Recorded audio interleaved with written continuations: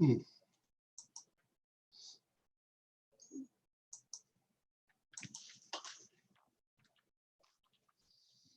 Mm.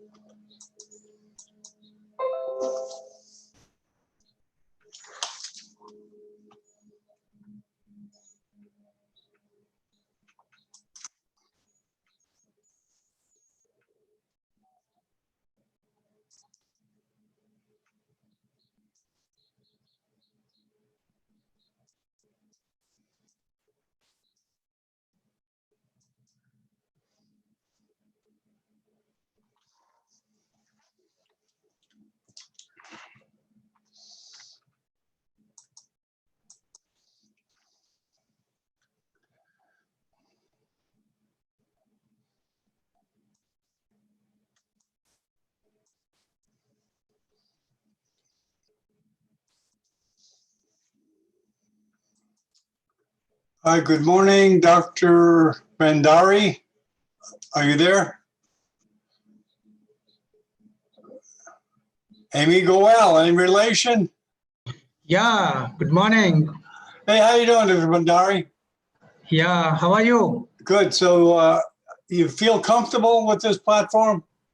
Yeah, very much. Okay, good. Okay, you Yeah. know how to, yeah. Whoops. I don't feel comfortable. I don't feel comfortable. Yeah. Listen, yeah, you have any videos in your presentation? Yeah. Initially, I'll have a presentation on the nerve transfers in brachial plexus injuries. Okay, you want to test it? You want to test that to make sure the videos work? Okay. Yeah, those videos are incorporated into the presentation. Okay. Is there any sound? Is there any? Yeah. Is there any They will sound? be, Is there any they'll sound in be, the video? Is there any yeah, sound? they will be running together. Okay. Is there any sound in the video? Not much. Okay. All right. Well, I'll turn it on. I'll turn the sound on. Or I think you turn off the sound. Better. Okay. All right. Please Okay. turn off the sound. Okay. I'll do that because I have to mark it before I show the video that include the sound or don't include the sound. Yeah. So I'll request you to turn off the sound. Okay. Yeah. Okay, Amy Goel, you're going to help us promote this. You're a kid. You probably know social media better than we do, right? Yeah. No, this is Amy Goel. I've never met her before. I'm going to unmute you. Hi, Amy. Hi, Amy. Nice to meet you. Nice to meet you. I'm Dr. Bennett, and this is the presenter, Dr. Bhandari. This is, I believe, you're related to Atul. That's right. Yeah. How are you related to him? I'm his daughter. Oh, okay. Okay, Yeah. pleasure to meet you. And I Nice. hope we get to see your mom doing presentations too.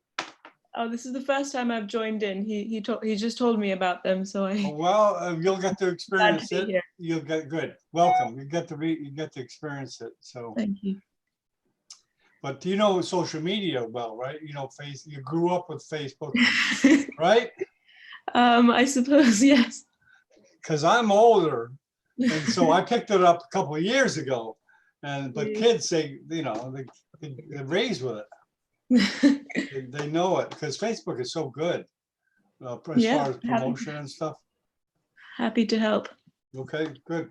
We'll talk later, okay? Mhm. Maybe we can help you, you can get on the team and help promote us. Sure, yes. No, because we need kids' input, man. Mhm. We need kids' input because they know what's happening. Mhm. But, I don't even know Telegram at Yeah. all. You probably use that, right? And what's the one, Snapchat? I don't use Snapchat much, no. Oh, no, there's a couple of them that I haven't even heard about, but some people said, oh, you ought to use this. And I don't know about it, so I can't say. So, good morning, Dr. Salek from Bangladesh. Yes, good afternoon, John. From How you here. doing? Okay, so Did you far have so trouble good. getting in? Looks like you had a little trouble getting in. Yeah. Hi, Musindo.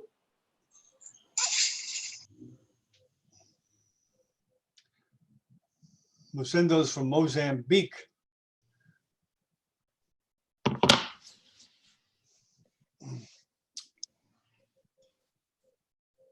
Okay, we start in about 10 minutes. Yeah, we have got time. Yeah, So, just relax. Dr. John, Yes. yeah, I keep on you seeing in Facebook.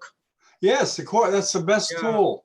Yeah, Amy it's the will best tell tool. you it's a great tool Yeah. to promote. Yeah. You probably belong in some groups there, right? Yeah. So, Hey, there's a big demand for brachial plexus and peripheral nerves. If you yeah, want to do more broadcasts, it's great. yeah, and If you it is one want of the to do a branch. series, if you want to do a series, you could do Yeah. a series, and Yeah, we could set and, that up. Yes. So today what I'm going to do is I'll be talking only on the one aspect of brachial plexus. That is how we manage the brachial plexus with the nerve transfers. There are other methods also of brachial plexus management, like with the nerve grafting or some secondary procedures in brachial plexus reconstruction. But today my focus will be only how this problem should be managed with nerve transfer. Oh, okay. Okay. Yeah. In the subsequent talks later on, I might like to speak on the other aspects of management, especially using the nerve grafts or other methods.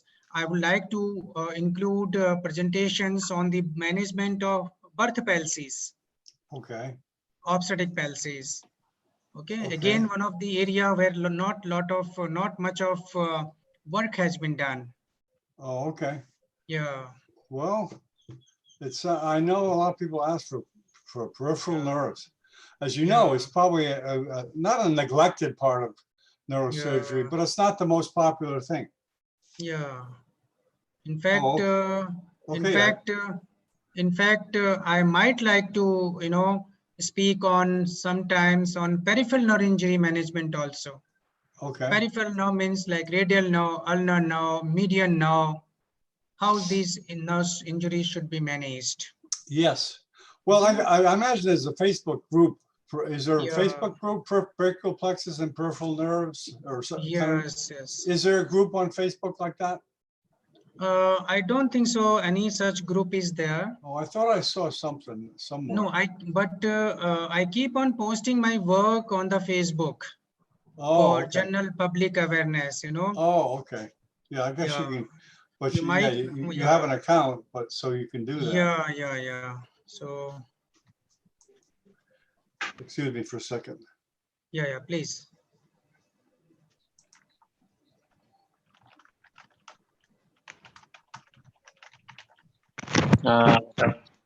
Good afternoon.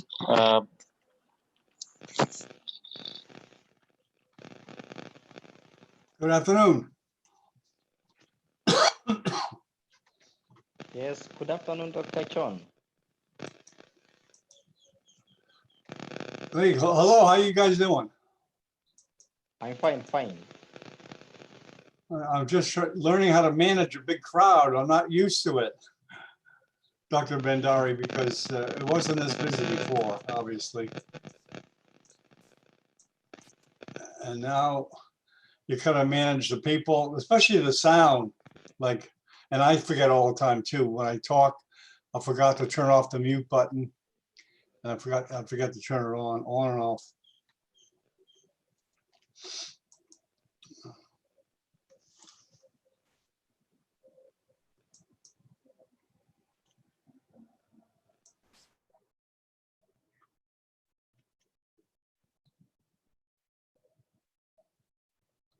Oh my God. Oh.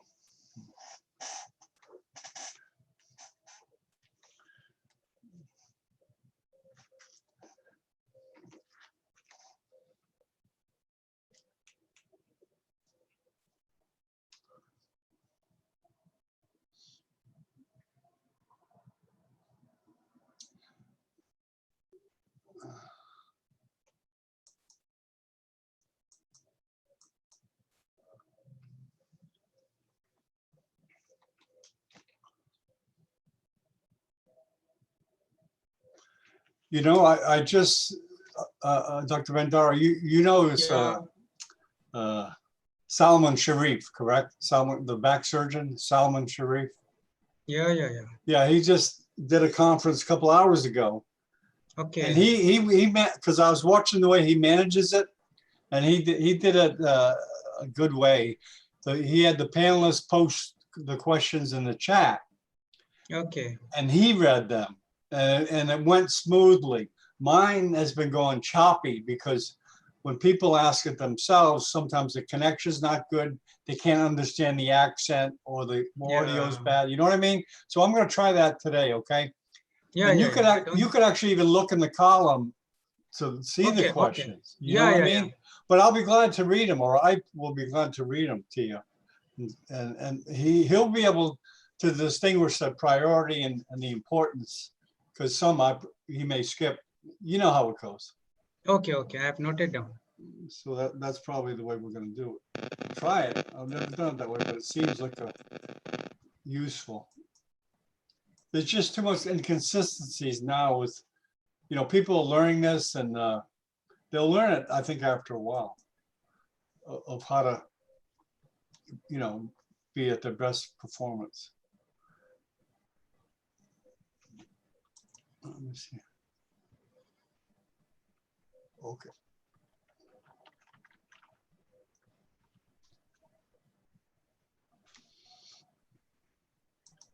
You know, as busy as Ike is, he's so good at communicating. Bingo. Yeah, you know, did you notice that, Dr. Bhandari? Yeah. He's easy to get a hold of. He's like, hey, it's Marco, all right. He's easy to get a hold of. Yeah. Hello, Samarth Gupta. Good morning. Good morning. I wish I could introduce all you guys, you know, because that's part of the hey, good morning, Marco. That's part of the experience, you know, the networking part. But there's too many people. Hey, Marco, how you doing? Hey guys, I'm pretty fine. Nice to see you. Well, you know, as soon as I heard peripheral nerve, Marco's giving a talk on peripheral nerves in Africa tomorrow, Dr. Bhandari. Oh, very have nice. Have you met Dr. Bhandari, Marco? No, never. But I hear about you, and I read your book. Oh, Okay. hey, we gotta hold that up, Marco, during the presentation. You know, say, hey, this is the book here. So no, this book is not my main field, peripheral neurosurgery. So it's nice. Yeah. So good to see you, Dr. Marco. What? Sorry. It's good to see you. Ah, good to see you. See me too. Yeah. Basically, I'm covering a small part of the brachial plexus today. Oh, that's great. It's not possible to cover the entire spectrum. So I'll be focusing only on one aspect of brachial plexus management. Perfect. I had some experience in United States with Dr. Linda Young and Dr. Spinner, and I saw some aspect of brachial plexus trauma. So absolutely, Okay. it will be very interesting. So, okay, very nice.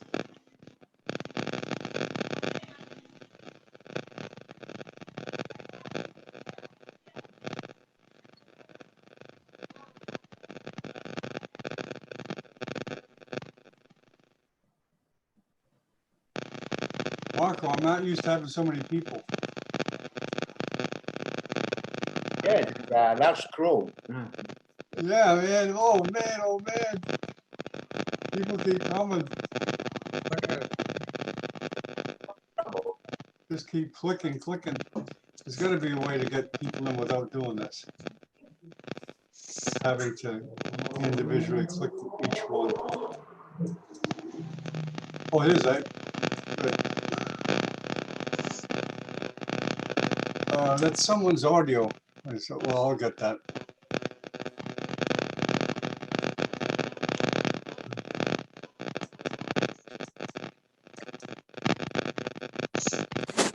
John, Hey, Ike, how you doing? can you hear me? There's a crackling sound in the background. Yeah, I know there's some kind of, hold on, let me. But Ike, I'm not used to having so many people. I got to click everybody in. Okay. Hello, Dr. Chayan. Just give me a second. Dr. Bandari? Yeah, good afternoon. Good evening, rather, from India. Well, I'm in the same time.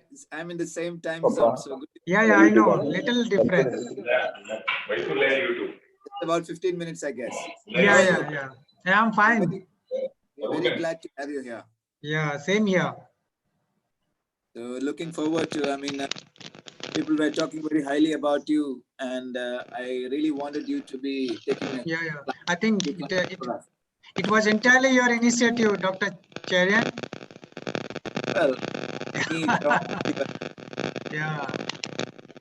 I think some background noise is there. Yeah, what's Dr. Pandari. yeah, Dr. Bandari, Yeah. can you, I'm gonna mute you for a second, see where it's coming out of. No, it's still coming. It's not coming from you. No, did it go away? I think it went away. Okay. Yeah, everyone. Okay. Hi, it's Dr. Bennett. I haven't started yet, but please, everyone, pay attention to your mute button during the presentation. Of course, when you're going to speak, unmute, but please keep yourself muted. Okay, I 10, 9, 8, 7, 6, 5, 4, 3, 2, 1. Good morning. It's Dr. John Bennett of Neurosurgical TV from Miami Beach. We have the pleasure today of having Dr. Bandari, a peripheral nerve expert. But first, let me turn it over to Ike so he can more properly introduce Dr. Bandari. Good morning, Ike. Well, good evening to you, all of you. So today is a daily dose 23, I guess.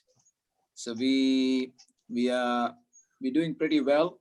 We are learning a lot with a lot of experts from all over the world in every field.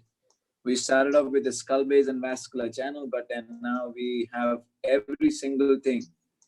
So today the plan would be Dr. Bandari, who is a world-renowned expert on peripheral nerves. He's got a chapter in the Bailey and Love, I believe, on peripheral nerve injuries, and he would be talking about his subject, after which I'll be showing for a brief period of time, I'll be showing the transcavernous dissection, what Professor Goyle was talking about, the approach to the trigeminal neuronomas, as well as anything for transcavernous dissection. This would be about 15 minutes. And after that, we would go on to CV junction anomalies with Professor Goyle. So this is the plan for today. So I would ask Professor Bandari to start.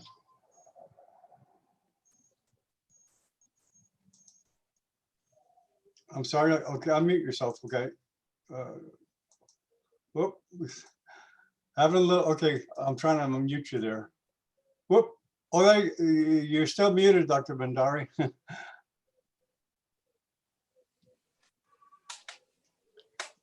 Can you unmute yourself, Dr. Bandari? Hold on. Dr. Bandari, we can't hear you.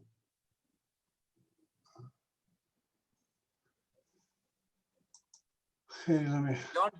John, can you unmute? Yeah, I'm trying to unmute him from my side, yeah, but apparently, I don't know what's going on here. Okay, go ahead, Dr. Bandari. Yeah, Go ahead. okay. Could you please introduce? Oh, okay, you don't have to. I already did. Okay. Okay. It is visible on the screen, my presentation? Yes, it is. Perfect. Yes, Okay. yes, yes. Good evening, all friends. I am Dr. Bandari from India, and my main area of work is on the brachial plexus and peripheral nerves. So today I'll be speaking on the management of brachial plexus injuries by distal nerve transfers. As we know, the brachial plexus is a very devastating injury. It is the problem of young individuals, and a total palsy virtually leaves a patient with a dead limb. There has been the management of brachial plexus has been from conservative approach to neurolysis, nerve grafting, and nerve transfer. What is nerve transfer? To be in simple way, we can say that a nerve transfer is repair of a non-functioning nerve using an expendable donor nerve. The indications for nerve transfers are when the injury is proximal and unlikely to recover. Like if in brachial plexus, if the roots are avulsed, there is no point doing a distal repair. So in such cases, we have to do nerve transfer procedures. The nerve reconstructions which require long nerve grafts, more than 7.2 centimeter or so, they will be a better candidate for nerve transfers because long grafts, generally they produce poor results. And number 3 indication is late presentation. Suppose a patient with brachial plexus injury comes after 8 months, 9 months. Here, the anatomical reconstruction with long grafts will give poor results because by the time the innervation reaches to the motor end plates, they already had undergone degeneration. So these are the indications for nerve transfers in the brachial plexus injury. Now, where these nerve transfer will not be effective? Number 1, when the denervation period has been more, suppose 18 months, though it will vary from patient to patient, from the it will depend upon the type of injury. It will also depend upon the age of the patient also, but generally we can go in upper arm type of palsy up to 18 months for the nerve transfer. The second is when the strength of the motor nerve, which we are taking as a donor nerve, is below M4. In such cases, the nerve transfer will not provide good results. So these are the 2 contraindications. Otherwise, nerve transfers are very suitable for cases of brachial plexus injuries, especially the upper arm type of brachial plexus injuries. Now, today's topic is the use of distal nerve transfer. When we say distal nerve transfer, when the nerve transfer has been performed close to the neuromuscular junction, means we are very close to the target muscles where the nerve transfer has been performed. So what happens if it is too close, then the reinnervation of that muscle will take very short time, and even the patient has presented late, we can expect results in that patient. The type of nerve transfers will vary from patient to patient and nature of injuries. Like from the management point of view, we can classify these injuries as C5, C6 injuries, that is also known as upper brachial plexus injury, C5, C6, and C7 injuries, which is extended upper plexus injury, C8, T1, C7, C8, and T1, these are lower plexus injuries, and infraclavicular injuries, where the injury is mainly to the cords and the branches. Coming to the first type of injury, which is C5, C6 injury. These patients have mainly problem in the restoration of the shoulder and elbow. If you see this patient, he has got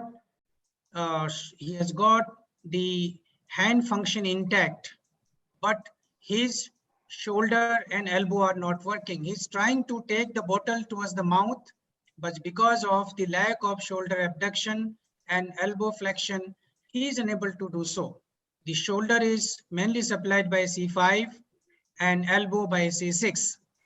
And these are the patients who can be very well rehabilitated with distal nerve transfer. The distal nerve transfer in C5-6 injuries, which usually manifest with the pseudomeningocele in MR myelography. And these nerve transfer are for the shoulder.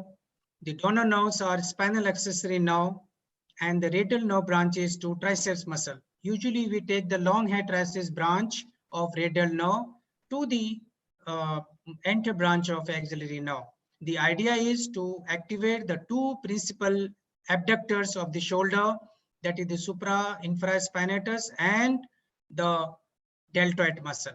So with these two nerve transfer, we can rehabilitate the shoulder very well. The second nerve transfer is targeted towards the elbow.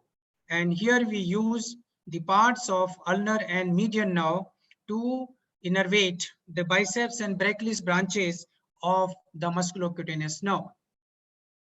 Traditionally, the spinal accessory to suprascapular nerve transfer has been done through supraclavicular incision.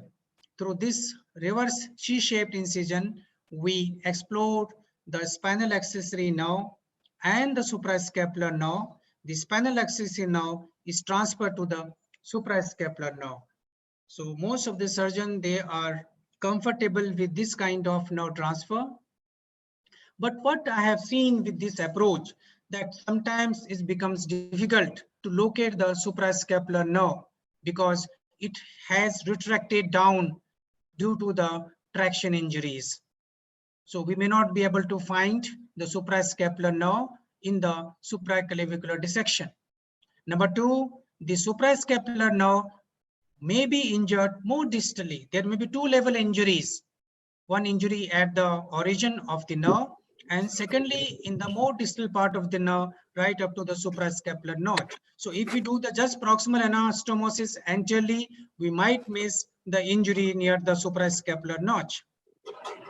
Number three, with the anterior transfer, a significant portion of trapezius might get denervated because we have to sacrifice some branches of the trapezius, of the spinal accessory nerve to the trapezius, so that we can mobilize the nerve so that it easily reaches to the adjacent suprascapular nerve. To avoid these problems, I prefer the posterior transfer of spinal accessory nerve to the suprascapular nerve. So this is the nerve which is close to the notch. The spinal accessory nerve, it is the course of the spinal accessory nerve, it is a vertical course, and it is along the medial border of the scapula. The patient is either in the supine position, prone position, or in the semilateral position.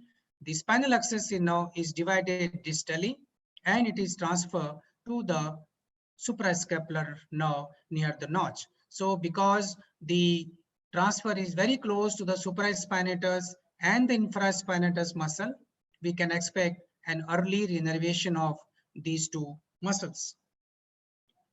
Another aspect of this transfer, which I just mentioned, is that it can detect the distal injuries to the suprascapular nerve. Like you see here, the suprascapular nerve is injured just before the notch. We are in this location. This is the spine of scapula, and the nerve is injured somewhere here. So with posterior transfer, it is possible to transfer the spinal accessory nerve to the suprascapular nerve.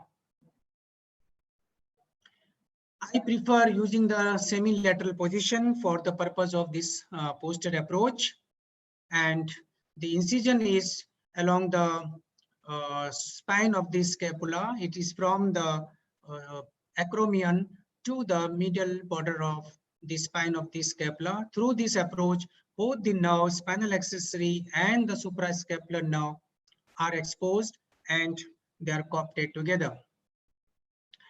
Now here what we see, this is the exposure of the suprascapular nerve through the scapular incision. And here is the position of the suprascapular notch. So what is revealed here is that suprascapular nerve is injured. This is the area of fibrosis. It is injured just proximal to the suprascapular notch. Now, in such cases, if we have done the anterior repair, then the reinnervation of the growing axons will not pass beyond this. So our efforts will go waste. But if we do the post approach, we can transfer the spinal accessory nerve from here to here. So this is the advantage of this posterior explosion. Here it has been done. The spinal accessory nerve has been transferred to the distal part of the suprascapular nerve, very close to the suprascapular notch, and because and I prefer the fibrin glue for such kind of difficult situation where the suturing might be very tedious. Now the one question comes in the mind: we are using the distal part of spinal accessory nerve. It is whether this part has got sufficient number of axons, because as the nerve goes distally, the number of axons keep on decreasing. But we did the histomorphometric analysis of the distal spinal accessory nerve along the middle border of the scapula, and we found there are sufficient number of axons in the distal spinal nerve to activate the suprascapular nerve. So till now we have discussed about how we should innervate the two muscles, that is the supraspinatus and infraspinatus. Infraspinatus is for the external rotation, supraspinatus for initial abduction up to 30-40 degree. Now, how to achieve abduction beyond that? It is by activation of the deltoid. For this purpose, we do the distal transfer between the long hair traces branch to the anterior branch of axillary nerve, and this is popularly known as Somsack transfer. So the transfer is performed through an incision in this location, that is in the upper lateral arm. It is done, and this is the incision for the exposure of these two nerves. The anastomosis is performed in the quadrangular space. Now, I modified this technique a bit just to increase the reach of the long hair traces branch to the anterior branch of axillary nerve. This part of the teres major, it can be divided. So I found that by this method, the anastomosis is not under tension, and we can have better results if there is no dehiscence of the anastomosis. Both these approaches, especially the first one was described initially by the Somsack, that is to the deltoid, but I have published this both approaches, posterior approaches to the shoulder abductors in Journal of Hand Surgery. Coming to the next transfer in upper arm type of brachial plexus injuries is the rehabilitation of the elbow, and for them the standard transfer is the Oberlin transfer. It is the one of the transfer which has revolutionized the management of the brachial plexus injury, especially the upper arm type of brachial plexus injury. Earlier used to take many other donors, like sometimes intercostal nerves and other nerves for the activation of biceps. But in upper arm type of paralysis, we have ulnar and the median nerve intact. So we can borrow a part of these two nerves to innervate the musculocutaneous nerve and the biceps. So how it is done? It is done through an incision on the medial aspect of the arm. This is the incision, it is given here. This is the dissection along the medial aspect of the arm, the musculocutaneous nerve. This is the median nerve, and here is the ulnar nerve. So what we do, we selectively dissect out the branches of the musculocutaneous nerve which go to the biceps and the brachialis. This is the biceps muscle. This is the biceps branch. Biceps branch. This is the brachialis branch. And here we see the median nerve, or fascicle of it is divided. And this is ulnar nerve, where we have taken a fascicle of the ulnar nerve. So this fascicle will be coopted with the biceps branch and the median nerve fascicle with the brachialis branch. These have also been termed as Oberlin 1 and Oberlin 2 procedures. When this transfer was initially described by Oberlin in 1994 in the Journal of Hand Surgery, he stressed that we should be very careful in selection of fascicles, and you should use a neurostimulator, and you should ascertain the fascicle which goes preferentially to the flexor carpi ulnaris in cases of ulnar nerve to biceps transfer, because the other flexor is working, that is flexor carpi radialis. But what we found by our studies, no such fascicle exists which goes directly throughout to the flexor carpi ulnaris, because there is so much of intermingling of the fascicles in the arm that all fascicles, they cross each other. So if we can randomly select a fascicle which requires minimal interfascicular dissection, that can be transferred to the biceps branch. Later, so many studies have come which support our work, and we had a discussion with Dr. Oberlin also during the WFNS in Delhi on brachial plexus and peripheral nerve injury course, where he presented his work on 20 years of Oberlin procedure, critical analysis of results. And he agreed that the fascicular selection is not mandatory in ulnar to musculocutaneous nerve transfer. Now I'll come to some of the clinical cases. Till now I have mentioned about the nerve transfer which are used for the shoulder and the elbow for C5-C6 injuries. Now these are the patients who have got the C5-C6 injury where there is lack of shoulder abduction and lack of elbow flexion.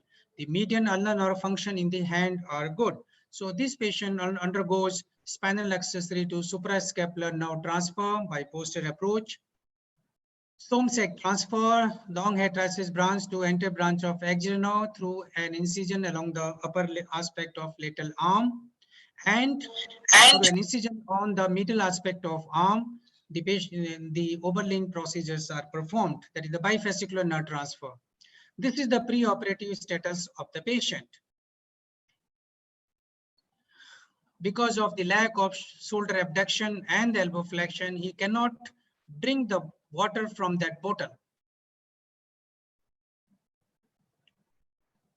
But it becomes possible after these multiple nerve transfer. He achieves good shoulder abduction, external rotation, and the elbow flexion with Oberlin transfer. Another patient who has got similar kind of injury. This is the preoperative picture where he's trying to abduct. This is the function we have restored in the shoulder with nerve transfers, and Oberlin transfer produces good elbow strength and elbow movements. Now there is another aspect of the patients who might be showing winging of the scapula. So in such cases, we can take a part of the thoracodorsal nerve to reanimate the serratus anterior muscle, that is the long thoracic nerve, because for the overhead abduction, the serratus anterior muscle is required. So this is how this nerve transfer is performed. With the patient in the supine position, the incision is given along the anterior border of the latissimus dorsi. Through this, the thoracodorsal nerve has been taped. Now this is the long thoracic nerve which runs close to the thoracodorsal nerve. The long thoracic nerve, which is non-functional, is divided proximally, and a part of the thoracodorsal nerve is taken.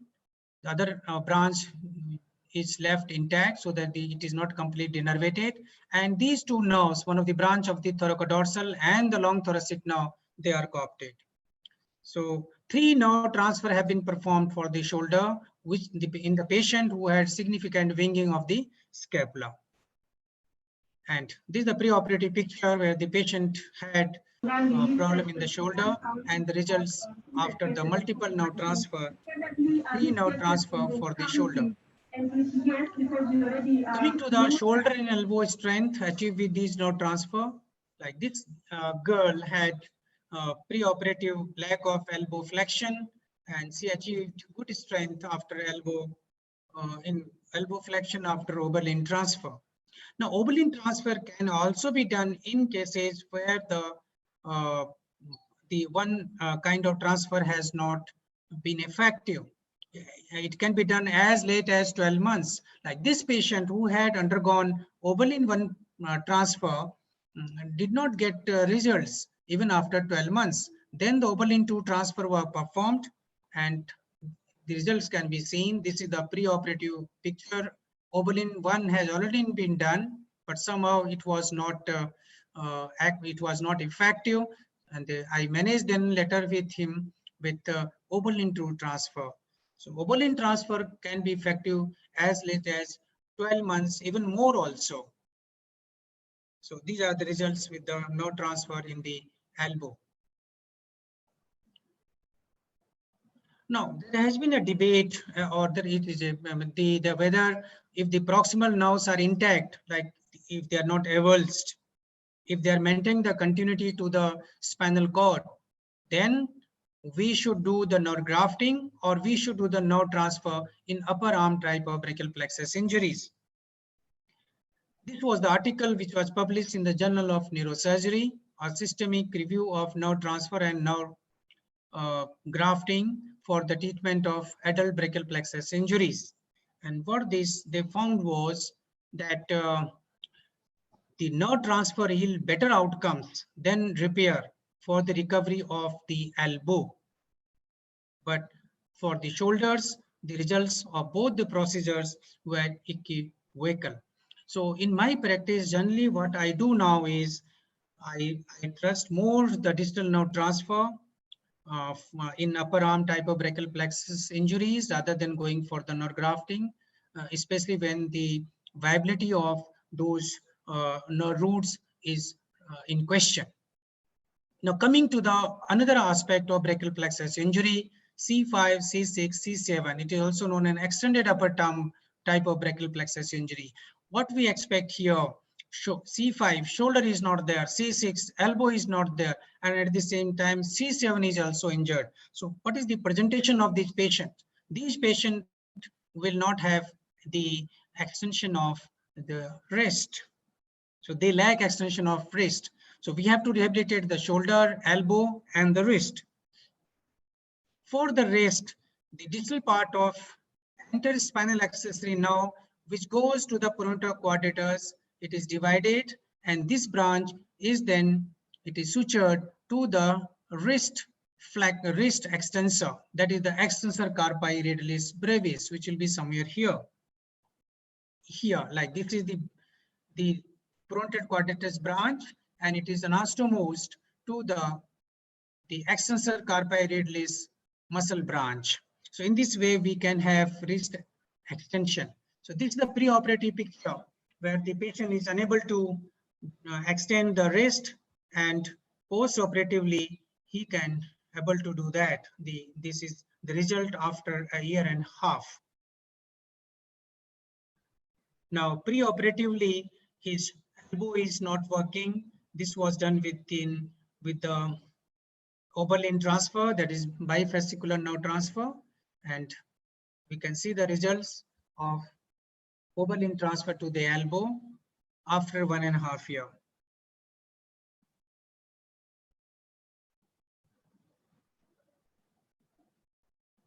Coming to the lower plexus injury, where the C8 and T1 are injured. Now, in these patients, the problem is that the flexors of the fingers and thumb are not working. So how can we rehabilitate these patients? So in these patients, they have full abduction, they have good amount of elbow flexion, but what is lacking is that these patients do not have the flexion in the fingers. So for that purpose, and if you examine these patients, what we find that they have got good brachioradialis, which is supplied mainly by the radial nerve, and the brachioradialis supply is not disturbed in these kind of injuries. So the nerve to the brachioradialis can be taken for the flexors of the fingers and the thumb. And CAT injury, one injury, they might manifest with Horner sign, and it is visible as pseudomeningocele on the MRI myelography. So here we see this is the dissection in the forearm and the proximal arm. This is the position of location of the elbow. So this is the anter-interosseous nerve coming from the median nerve. And here we have dissected the radial nerve in the distal arm. And this is the branch of the radial nerve, which is going to the brachioradialis muscle. So this branch will be taken to activate the anter-interosseous nerve, which will go and supply the deflexors of the fingers and the thumb. So before surgery, before this transfer, we try to see the power in the brachioradialis nerve. So it is showing good contraction of the muscle on stimulation of this brachioradialis branch. Here will be the anter-interosseous nerve. So both the nerve have been now joined together here. So this is the, and with this patient, the patient achieves the flexion, the FPL function, that is the flexion at the IP joint and flexion in the fingers, so that he can do his routine work. Coming to another type of injury, that is C7, C8, T1 injury. Here the C5, C6 nerves are intact. So this patient is likely to have normal shoulder, normal elbow, but the problem are distally. Like this patient who has got this kind of injury, his shoulder abduction is full, no problem. His elbow is showing good elbow flexion, but the hand function is not there. These are the patients generally, they do not come in time to the treating surgeon, because it is generally believed that shoulder is good, elbow is also good, so hand will also, it will recover in due course of time. And by the time they reach, it is too late.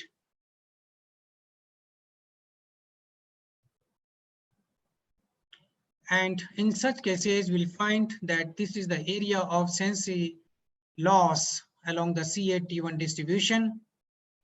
So how to rehabilitate this patient? Triple nerve transfers. The first transfer is transfer of supinator branches of the radial nerve to the posterior interosseous nerve. Here will be the main trunk of the radial nerve in the distal arm. So the supinator branch is getting its innervation mainly through the C6 and C5, which are intact in these kind of patients. The posterior interosseous nerve takes mainly from the lower roots, C7, C8. So here it is non-functional. So what is done is, the branches to the supinator muscle, generally they are 2 in number. These branches are divided close to the muscle and they are transferred to the posterior interosseous nerve.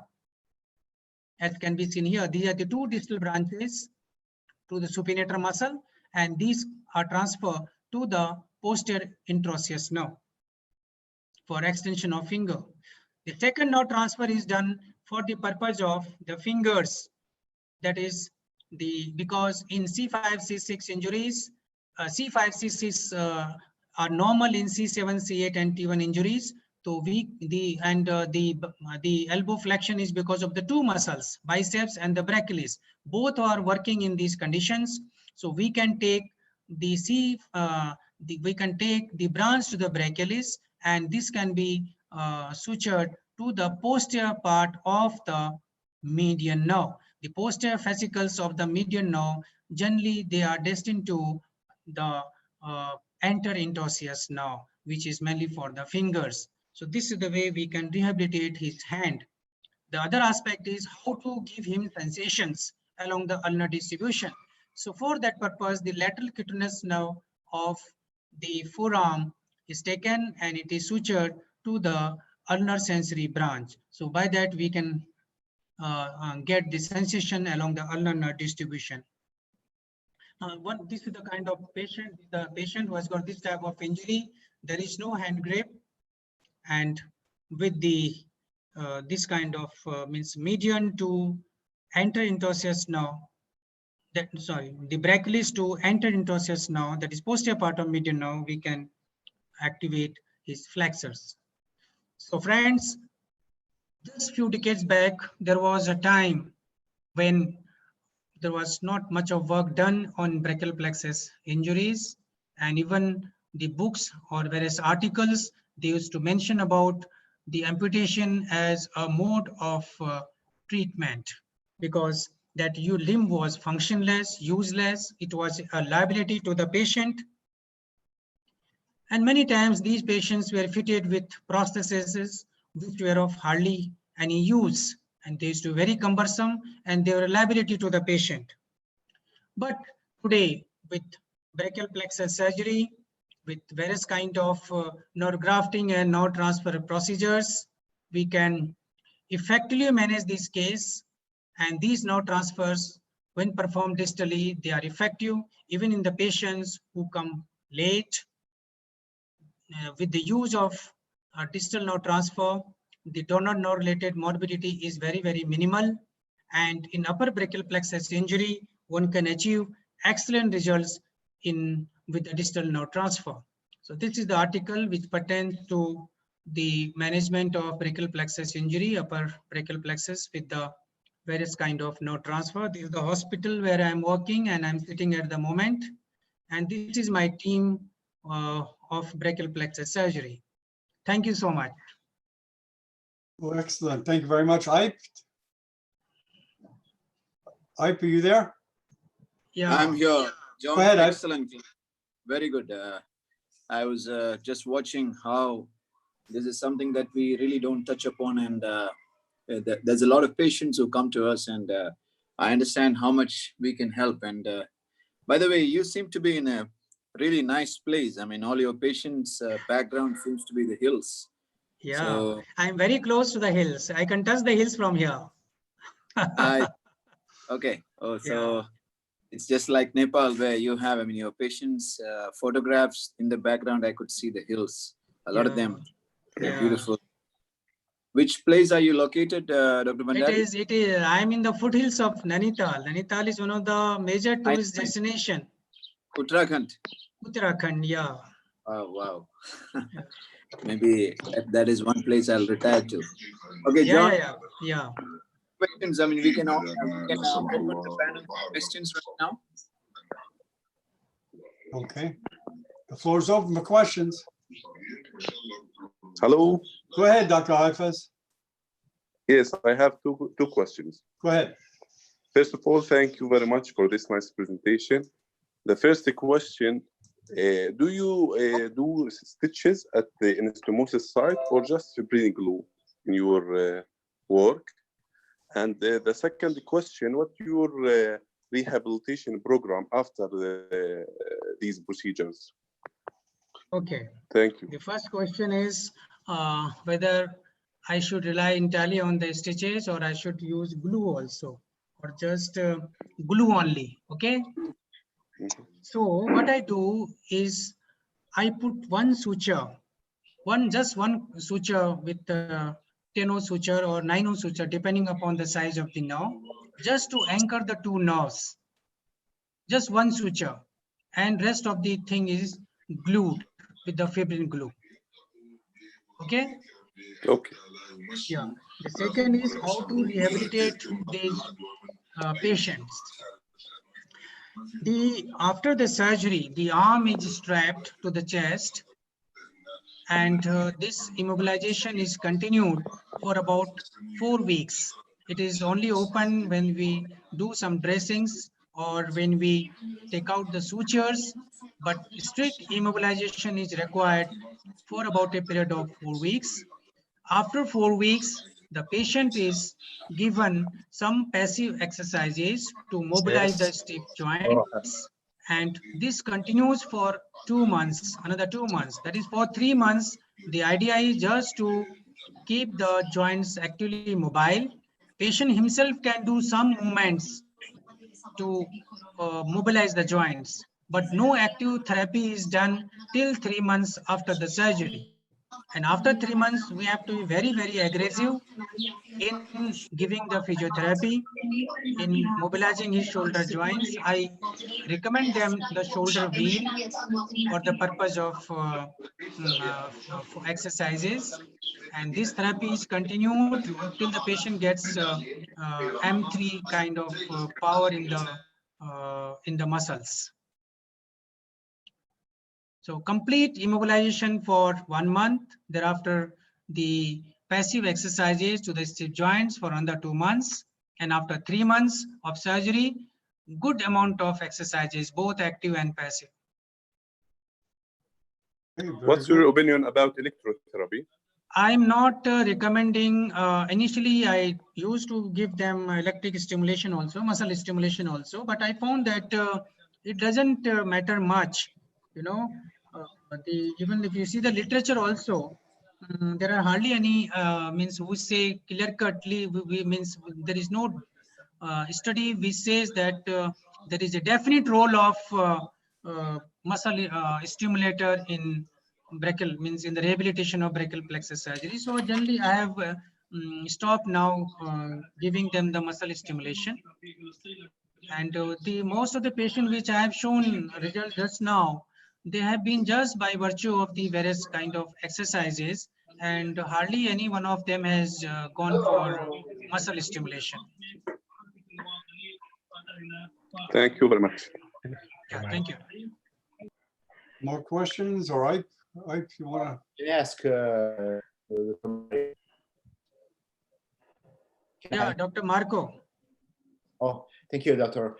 First of all, I'm very, very grateful for your presentation, for you sharing your experience. Is absolutely wonderful.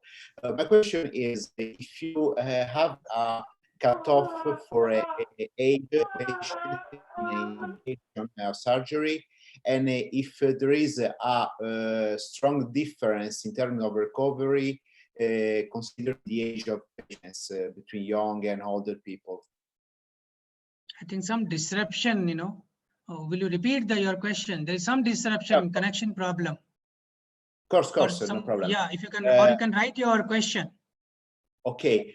My question is, if you have a cutoff for a surgery indication based on the age of patients, and there is a difference in terms of recovery between younger and older. I got your question now. Basically, you want to know that is there any influence of the age, you know, in the recovery of the patient with brachial plexus? Yes, answer is yes.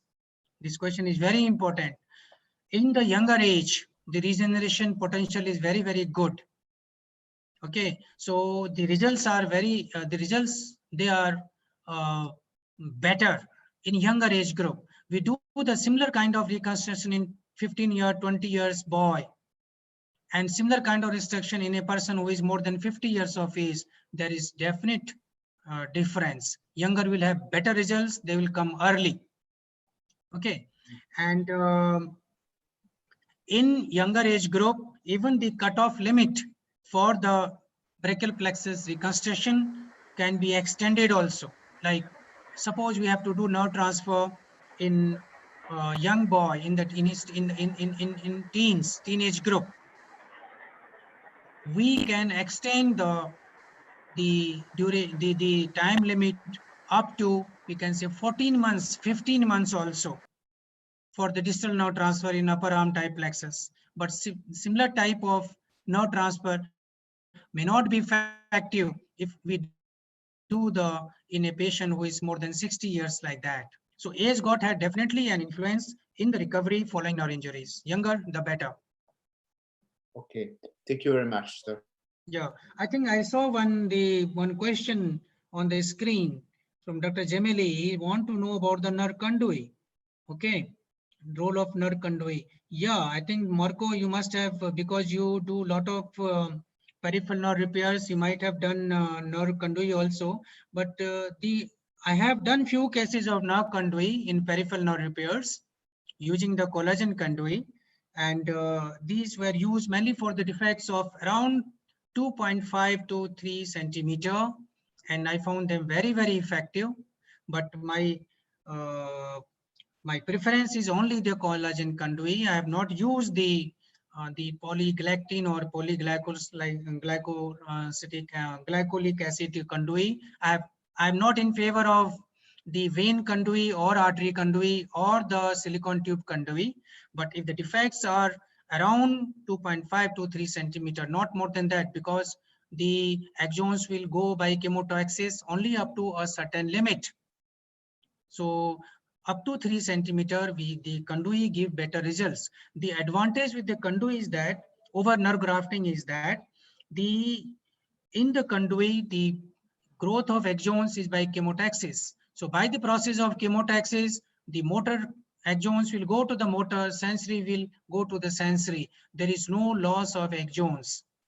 In nerve grafting, there are two coaptation sites, proximal and distal.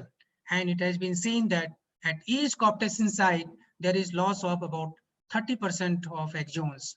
So 30% proximal, 30% distal, ultimately what reaches is around 40% to the distal part of the nerve.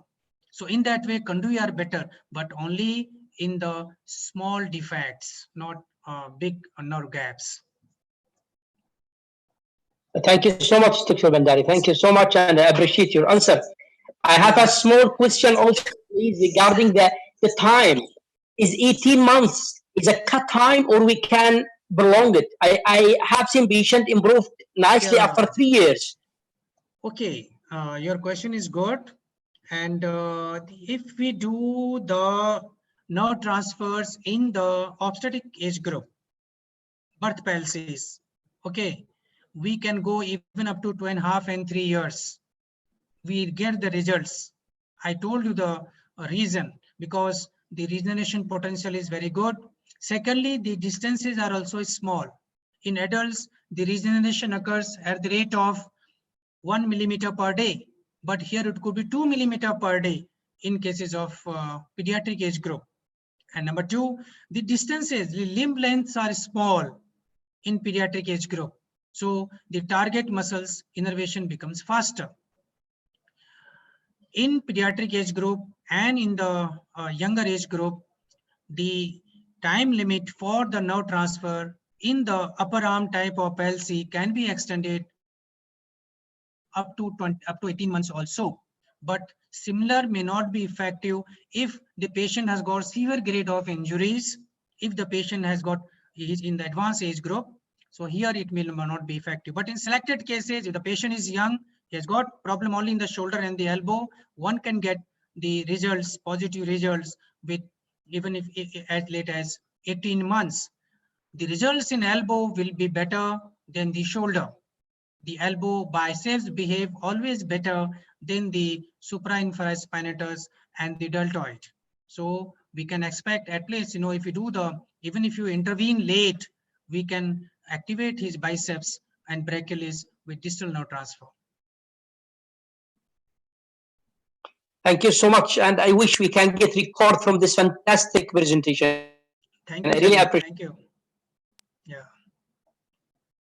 Hey, Yeah, so if the questions are over, then we will go on to the next thing. So I'm going to show a small video of the anterolateral approach to the cavernous sinus.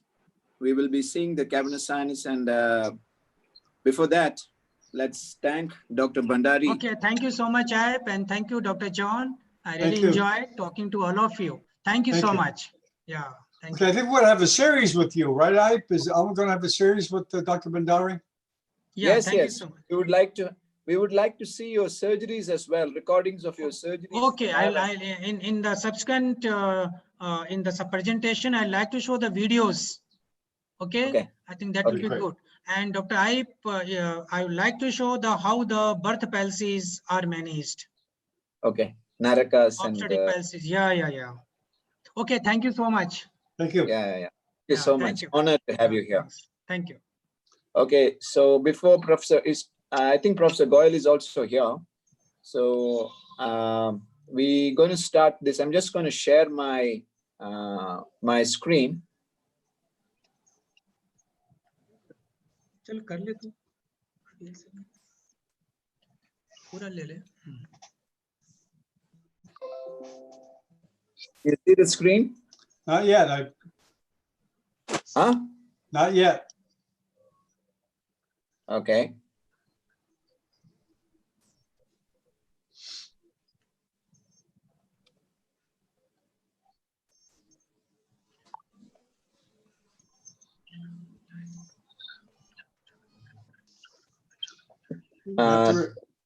Yes, we see is it the now. screen- Now. Yes. Okay. All right. You can see the screen, right? Right. You can see? Yes. All right. So here is a video where we are going to show the frontal lobe, the temporal lobe, and the orbit. Is it seen? Everybody? Yes, we can see it. Is it a video, Ipe? Yeah, the video is being, I'm playing the video. Can you see the video? No, it's not playing though. It's still. Yeah, is it playing now? Oh, yes, it is. Yes. Okay. So I'm cutting the orbitomeningeal band there. So what I'm doing is I'm moving the temporal lobe. I'm moving the temporal lobe away from the cavernous sinus. So you can see I'm cutting the orbitomeningeal band, dissecting the orbitomeningeal band, and slowly moving the temporal lobe. I'm moving it away from the cavernous sinus. You can see the region of the orbitomeningeal band where I'm cutting. I'm uncovering the clinoid process. You can see the clinoid process being uncovered now. And slowly we are peeling further, sharp dissecting, as well as peeling further temporal lobe off from the cavernous sinus. And you must understand, all the time the true cavernous membrane is being preserved. So when you preserve the true cavernous membrane, you can literally see the entire cavernous sinus without much of a bleeding.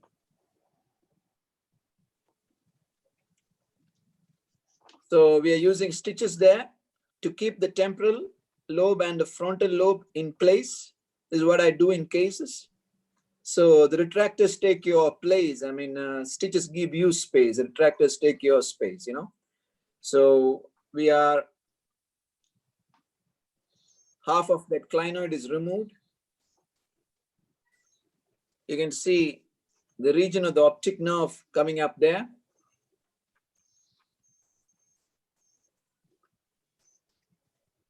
We'll be able to bite this clinoid off. Unless there is a paraclinoid aneurysm, I don't wait for drilling it for a long time. So I just, whatever comes out, usually this is an empty bone, you see, so you can easily take it out. So the clinoid is being removed now, and you can see below the clinoid, you can see the carotid will be there, and the optic strut will be seen between the optic nerve and the carotid. So you're going to take that part of the the clinoid out.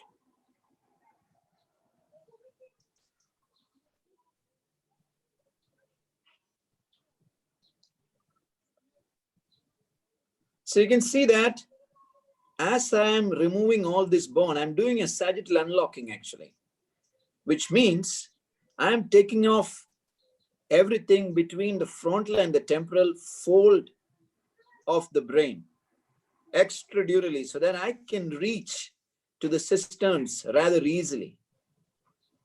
And when I move the temporal lobe away from the cavernous sinus, what I'm effectively getting is, I'm getting a lot of space between the optic, carotid, third nerve, and the medial temporal lobe.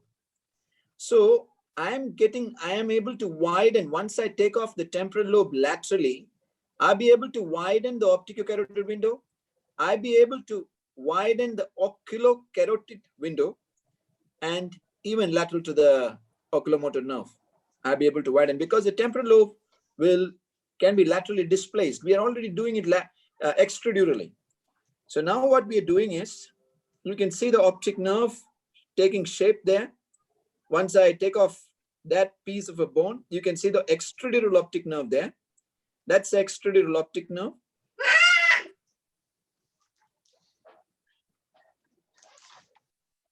And then you have the optic strut there. That's a piece, that piece of bone is the optic strut, where you can see it below the optic nerve. You can see the optic strut. Now what you see as red, what I'm displacing the temporal lobe away is the cavernous sinus. That's the cavernous sinus. So that is where your trigeminal schwannoma is going to be. You open that and you have your trigeminal schwannoma. That's what Professor Goyal was saying. It's a completely extradural approach. Interdural, to be precise. So if you are dissecting, if you have a large trigeminal schwannoma, if you do this dissection all the way back, you open that and you get your schwannoma, trigeminal schwannoma. So you don't have to open the dura as such and see the brain. And this dura,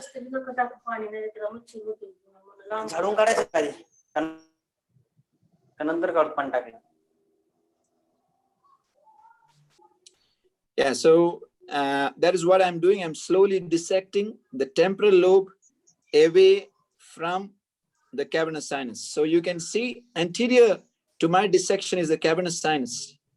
I have taken the clinoid off, and now the pericavernous or the transcavernous dissection is being done right now.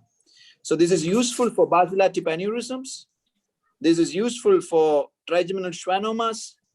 This is useful for any pathology where you have to widen the opticocarotid window, the laterocarotid window, and gain access. Somebody talking? John, can you mute them? Yeah, I'm trying to, okay. Okay. I think some news reading is also going on. Okay, I got as much as I could. Yeah, can you see I'm progressively peeling the temporal lobe away from the cavernous sinus. And this is being done in a completely bloodless fashion. So what I've done is that curve of the frontal and temporal lobe, the curve of the frontal and temporal lobe, I have abolished that. So I'm making the brain into a straight tube, so that getting into the base is very easy now. It's very easy now. My cisterns, I have a huge access into the cisterns. I have a huge access right in the medial there. What I'm seeing right now is, if I open there, I'm getting into the suprasellar cistern. The temporal lobe has moved away from the cavernous sinus.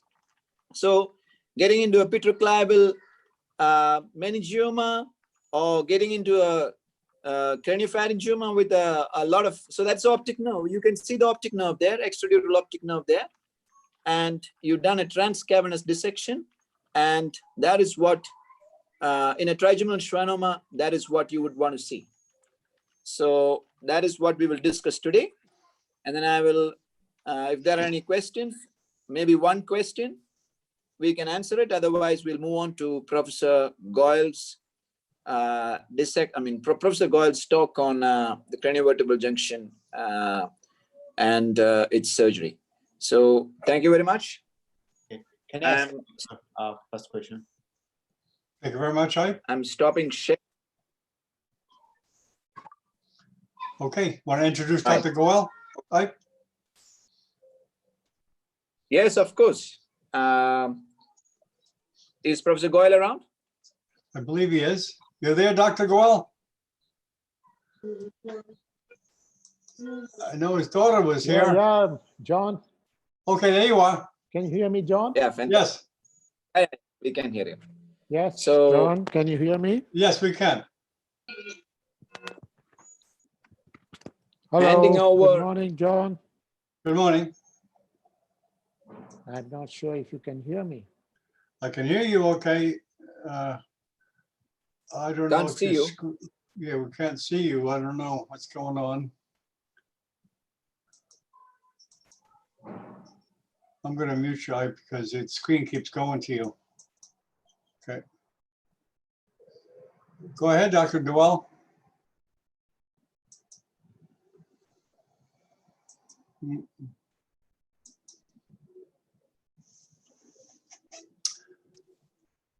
Yeah, John, can you hear Yeah, me now? I can, there you go. Okay, there you go. Beautiful. Good morning. Okay. Well, good day, good afternoon.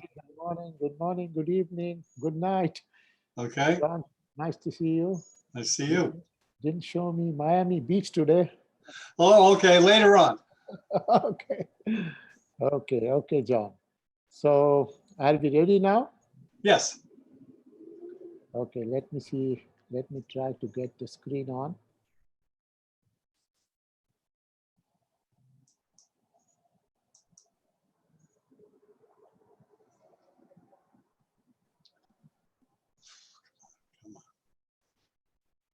Do you have the screen, John? Not yet. It looks like it's trying. You try to start it again. Get off it and start it again.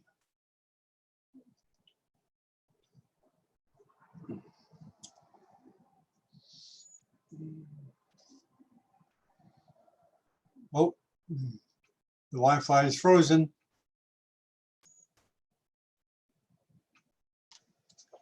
Be patient, everybody. It comes through usually.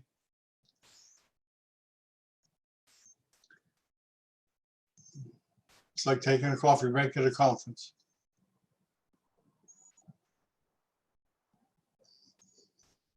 The other Goel's there is the, oh, okay, he'll be back.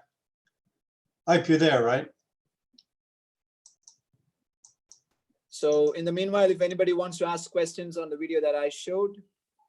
Oh yeah, he's here already. Okay, Okay, John, before go ahead. It's excellent. It's out. It's up. before the connection goes again, let me begin. Okay. I want to talk to my young friends. And as many of you know, cranio-vertebral junction is a subject of my very great interest for a long time. And I want to take you in this very beautiful journey of mine. Cranio-vertebral junction issues are common. And as I go further in the business of cranio-vertebral junction, I find indications of treatment of cranio-vertebral junction instability more and more often. So it is a common issue.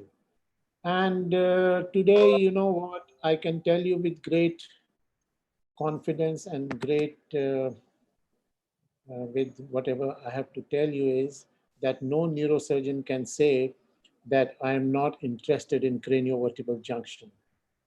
Nobody can say, for instance, I'm not interested in spine surgery. Of course, skull-based surgery and vascular surgery is very important for us, but cranio-vertebral junction stabilization is a very important component of our training and of our work. And I want to take you slowly in my journey through this subject. And first, I will talk on very basic issues, and then subsequently in my several presentations on this subject, I will go in detail regarding each of these issues.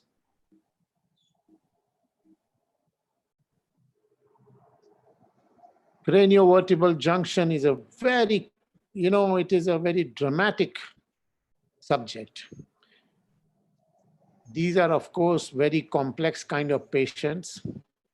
But if you want to treat them, one is you say, I don't want to treat them. And the second is you say, yes, I want to treat them. These patients come to you not only with a neck deformity, as you can see, but they come with very severe neck pain. And they come with disabling weakness and problems in all four limbs. So they come in devastated clinical condition.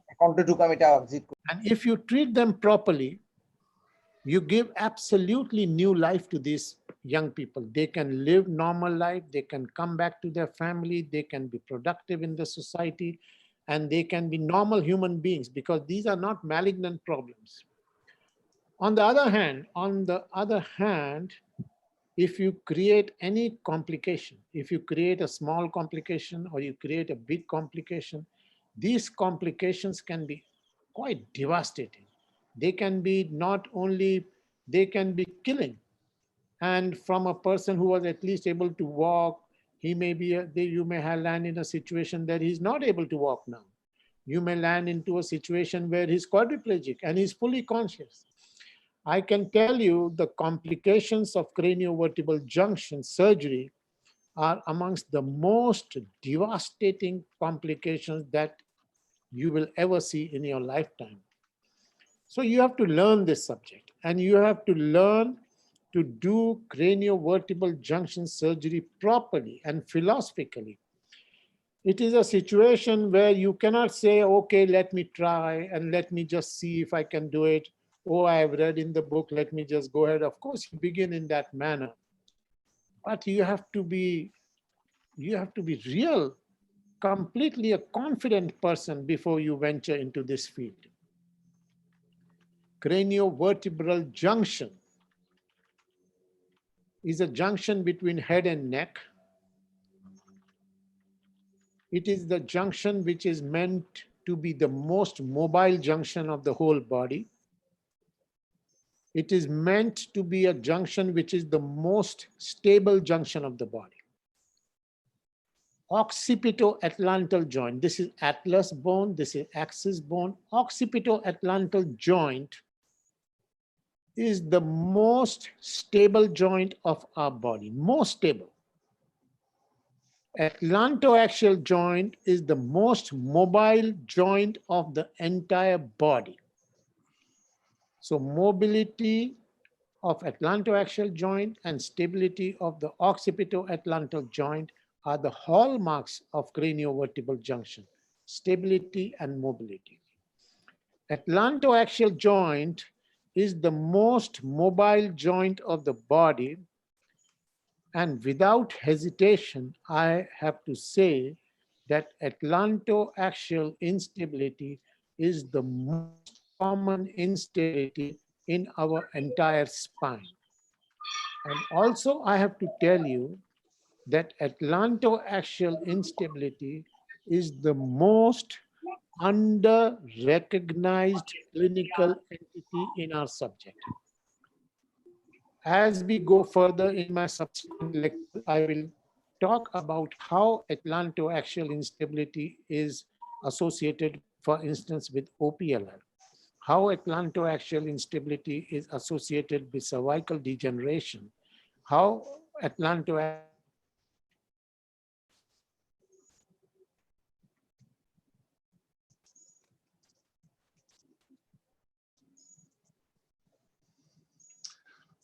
Okay, temporary freeze, just hang in there.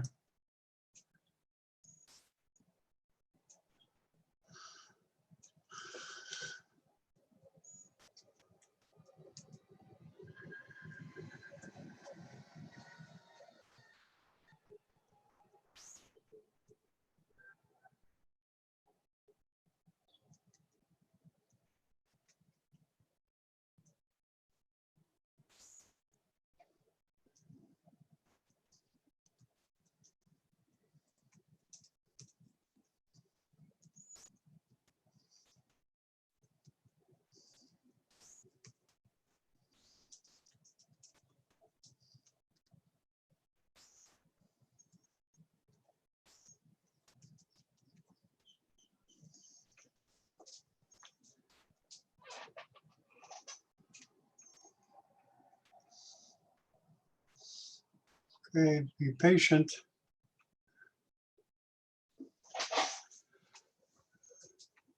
He'll come back. He did yesterday.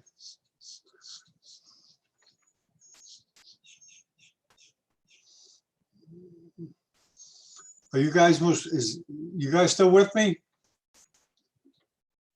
Is anybody still there? Yeah, John. Okay. Yeah, John, we can hear you. Okay. Yeah, I can hear you all right. Okay. Okay, this is a little longer than usual, but he'll be back.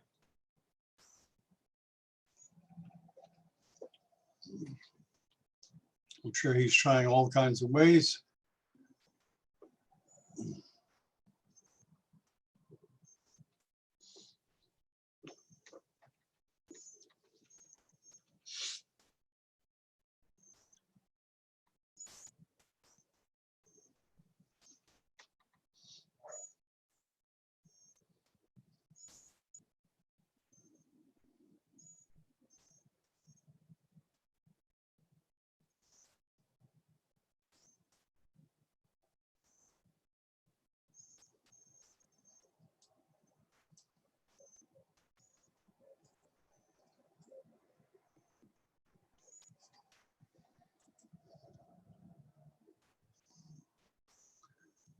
Whoop.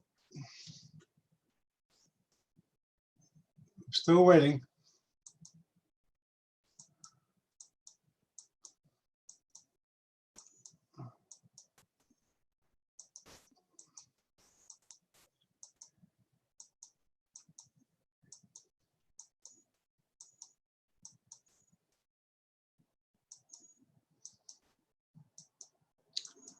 I believe he's in Chennai.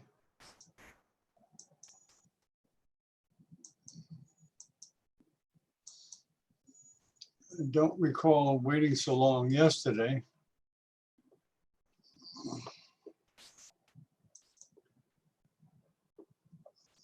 Does anybody know, are connections especially bad in Chennai? I believe, oh, he's in Mumbai, I'm sorry. Are they especially bad there or sporadic? Okay, we'll just hang in there.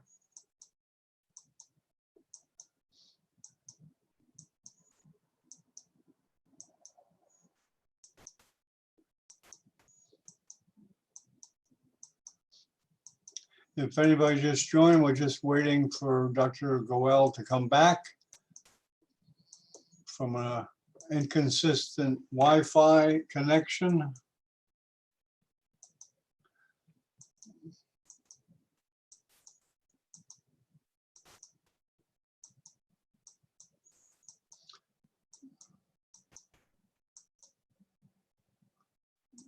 Good.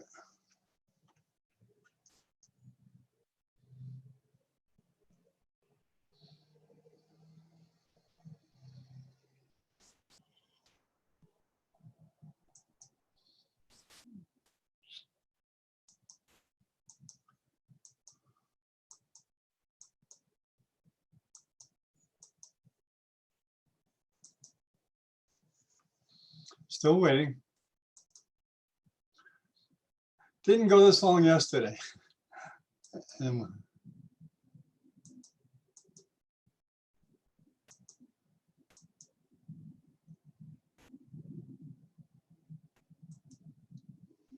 oh boy. Oh, you can hear me, okay.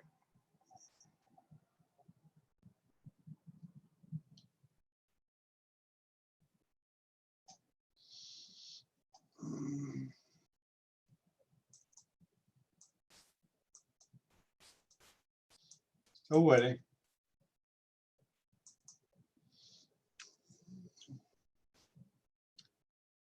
Greetings, Duong from Vietnam. That's one name I recognize. I'll just introduce some people while we're waiting.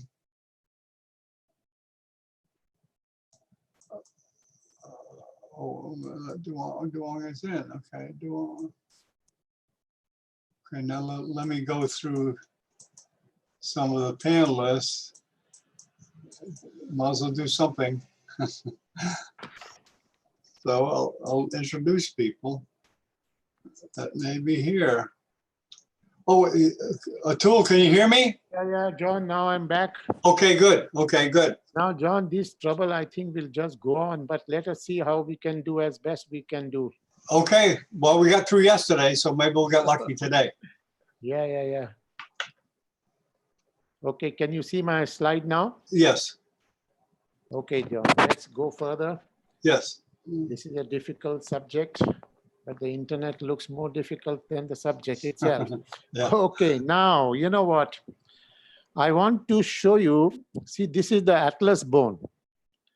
This is a very beautiful bone, and this is the most atypical bone. This is called atypical vertebra. If you see the atlas bone, you see the transverse process. This transverse process is the largest transverse process of the entire spine, relative proportion-wise.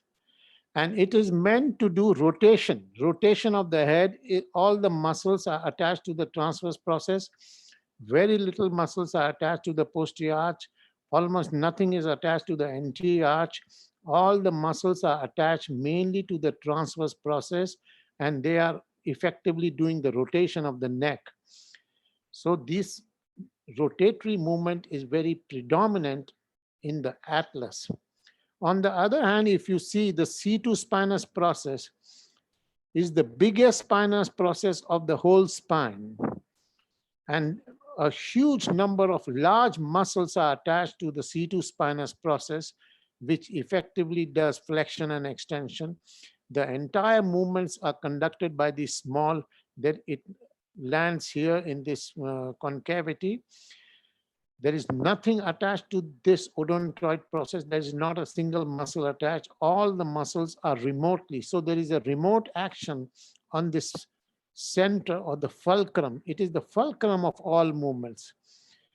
If you hold the vertebra in your hand, both these vertebra, the facets are the strongest or the heaviest part of the whole vertebra. Despite the muscle attached, it is a very cancellous kind of bone. The body is very cancellous. The odontoid is very cancellous, but the facets are the strongest part of the bone. And if you see this paper of mine, I'm talking about the fact of facets, and I will discuss about the facets later. If you see this atypical vertebra, there is an odontoid process which is very peculiar to this C2 vertebra. There is no odontoid process in the rest of the spine. That is one. Second thing is the facets. You see the superior facet which aligns with the facet of the atlas, and the inferior facet of the C2 which aligns with the C3. They are not in one line. C2 superior facet is anterior, inferior facet is posterior. So they are not in one line like in all other vertebra. Even in C1, if you see, this is the superior, this is the inferior facet, the superior facet is in one line. So these are not in one line. So this is a very peculiar kind of anatomy. The other thing that you must notice and which will affect the surgery which we want to show you is that the vertebral artery is very closely proximated. It is, you see the vertebral artery foramen, it is closely in proximity to the superior facet of the C2 vertebra, which makes the insertion of C2 screw little bit cumbersome and needs precise insertion. So this relationship is quite peculiar to the C2 vertebra. So those who want to do C1, C2 fixation, one is you should use the strongest part of this vertebra, that is the facet, and you must know very precisely the anatomy of the C2 vertebra in relationship to the superior facet. If you want to insert screws into the spinous, into the C2 vertebra, this is facet is the strongest part, and this is the direction of the screw. So as you know, we had discussed this technique of C1, C2 screw fixation Long time ago, I described this article in 1994, but I'm doing this technique since 1988. One screw in C2, one screw in C1, one screw in C2, and there is a plate. You can use a rod. And this is the biomechanically very strong technique of fixation. So we had done this technique, this fixation. This is the picture in 1988. We had done this. And now over the period of more than 32 or 33 years, we have done more than 2,500 this kind of fixation in our series.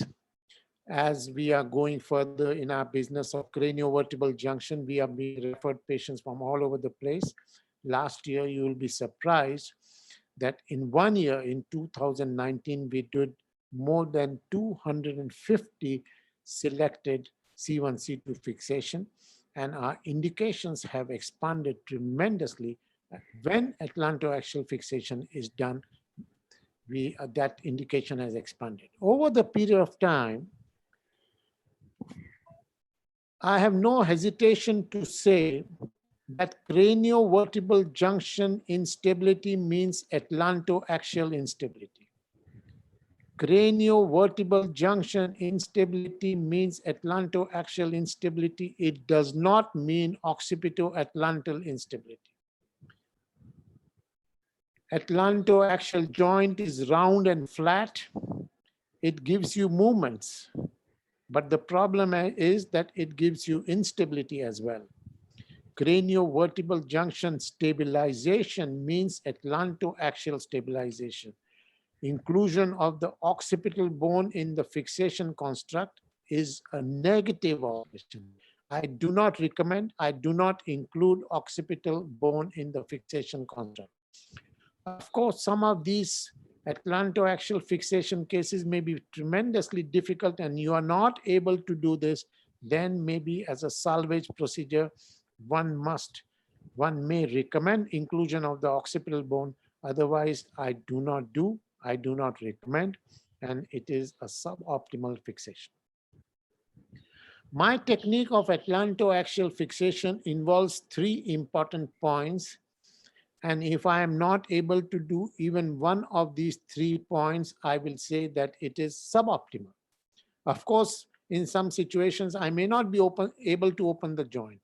Some patients, I may not be able to denude the articular cartilage, open the joint, denude the articular cartilage, and introduce bone chips into the articular cartilage. That is my technique. And these 3 components of my technique are since 1988. And these 3 components are crucial, important, and they have to be done. In the business of opening of the atlantoaxial joint, there is a big C2 ganglion. As I was discussing yesterday about trigeminal schwannoma, Gasserian ganglion is the largest ganglion in the body. C2 ganglion is the largest ganglion in the spine. Cutting of the C2 ganglion will give you a panoramic exposure of the atlantoaxial joint. And this technique of C2 ganglion resection we had described in 1988, and I have no hesitation to say that C2 neurectomy is a window to atlantoaxial joint. As our experience is developing in this field, I do not resect the C2 ganglion in many instances. I can mobilize it up or down to get the exposure to the atlantoaxial joint and introduce screws. But it is very important to remember that when exposure is not good enough, or when you are not able to do your 3 steps of atlantoaxial joint fixation, there is a possibility of cutting the ganglion, and the consequences of cutting of ganglion are not very big. There is numbness in the occipital bone, and there can be some little bit consequences here and there, but nothing too much. So to cut the ganglion opens the joint, gives you a panoramic exposure to the atlantoaxial joint, and opens the world of atlantoaxial fixation for you. You see here in this beautiful anatomical dissection, the vertebral artery on one side is smaller, the vertebral artery on the other side is bigger or dominant. So you have to understand and you have to know the situation of vertebral artery, how to protect the vertebral artery. And as I mentioned, the vertebral artery anatomy is critical to the C1, C2 fixation. This is one dissection I'm showing you. You see how the vertebral artery is in proximity to the superior facet of C2 vertebra or in the atlantoaxial articulation. This kind of proximity does not happen often. It does not happen often, but it happens sometimes. And such a location of vertebral artery is called high riding vertebral artery. And how to handle this kind of situation, I will discuss in my subsequent lectures. But you see, if you come from behind, this is the same specimen. You may see that there is nothing wrong with the vertebral artery, but as you dissect, you will find that you introduce screw and you damage the vertebral artery. How to handle a situation when your vertebral artery is damaged? You see, you do C1, C2 fixation, there is a possibility that you damage the vertebral artery. But if you damage, how to handle that situation? It is a bad situation, it's a critical situation, but you cannot leave a vertebral artery bleeding. So handling of the vertebral artery injury also I will discuss. You can actually, you see in this cadaveric specimen, you can actually mobilize the vertebral artery and remove it from its foramen. This is another vertebral artery. In one of my articles earlier, I had discussed that vertebral artery has a dynamic relationship. You see this hole in the vertebral artery foramen? You turn the head, the vertebral artery goes in the foramen. You turn on the other side, vertebral artery comes out of the foramen. You are in a neutral head position, vertebral artery, there is space for the vertebral artery. So this, you turn on one side, vertebral artery goes inside. So vertebral artery has a dynamic relationship with the vertebral artery foramen. And this foramen is loaded with venous complex. So if you ask me what are the possible difficulties in C1, C2 fixation, one is of course the location of the vertebral artery. And second is the extensive presence of venous circulation in that area, which can lead to very high rate of venous bleeding, and you can get actually flustered by this venous bleeding. Cranio-vertebral junction was not understood 25 or 30 years ago. There was one article written in 1960, and in that article, it was mentioned that cranio-vertebral junction is more of a radiological curiosity. Surgery is not a possibility in cranio-vertebral junction. And that was not too far ago. It was in 1960s that article was written. So what has changed in cranio-vertebral junction is the computer-based investigations. And this is a 3D model that we introduced for the first time in the literature in the field of cranio-vertebral junction. And you see this 3D model. I don't do this 3D model in all cases, but there is a possibility of making this 3D model with the vertebral artery. You see this beautiful model with the situation. This is abnormal course of the vertebral artery.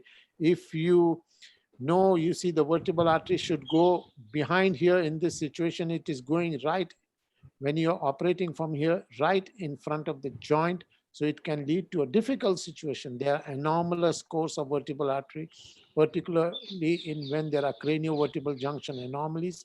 This is an anomalous course of the vertebral artery. If you go in this, the vertebral artery is right in front of the joint.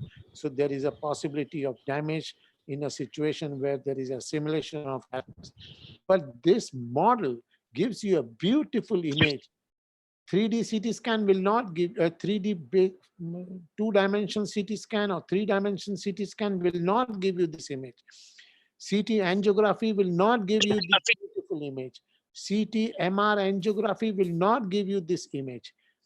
This image will be given to you beautifully by a 3D model. You can keep this 3D model in front of your eyes during surgery, and then you can conduct this operation.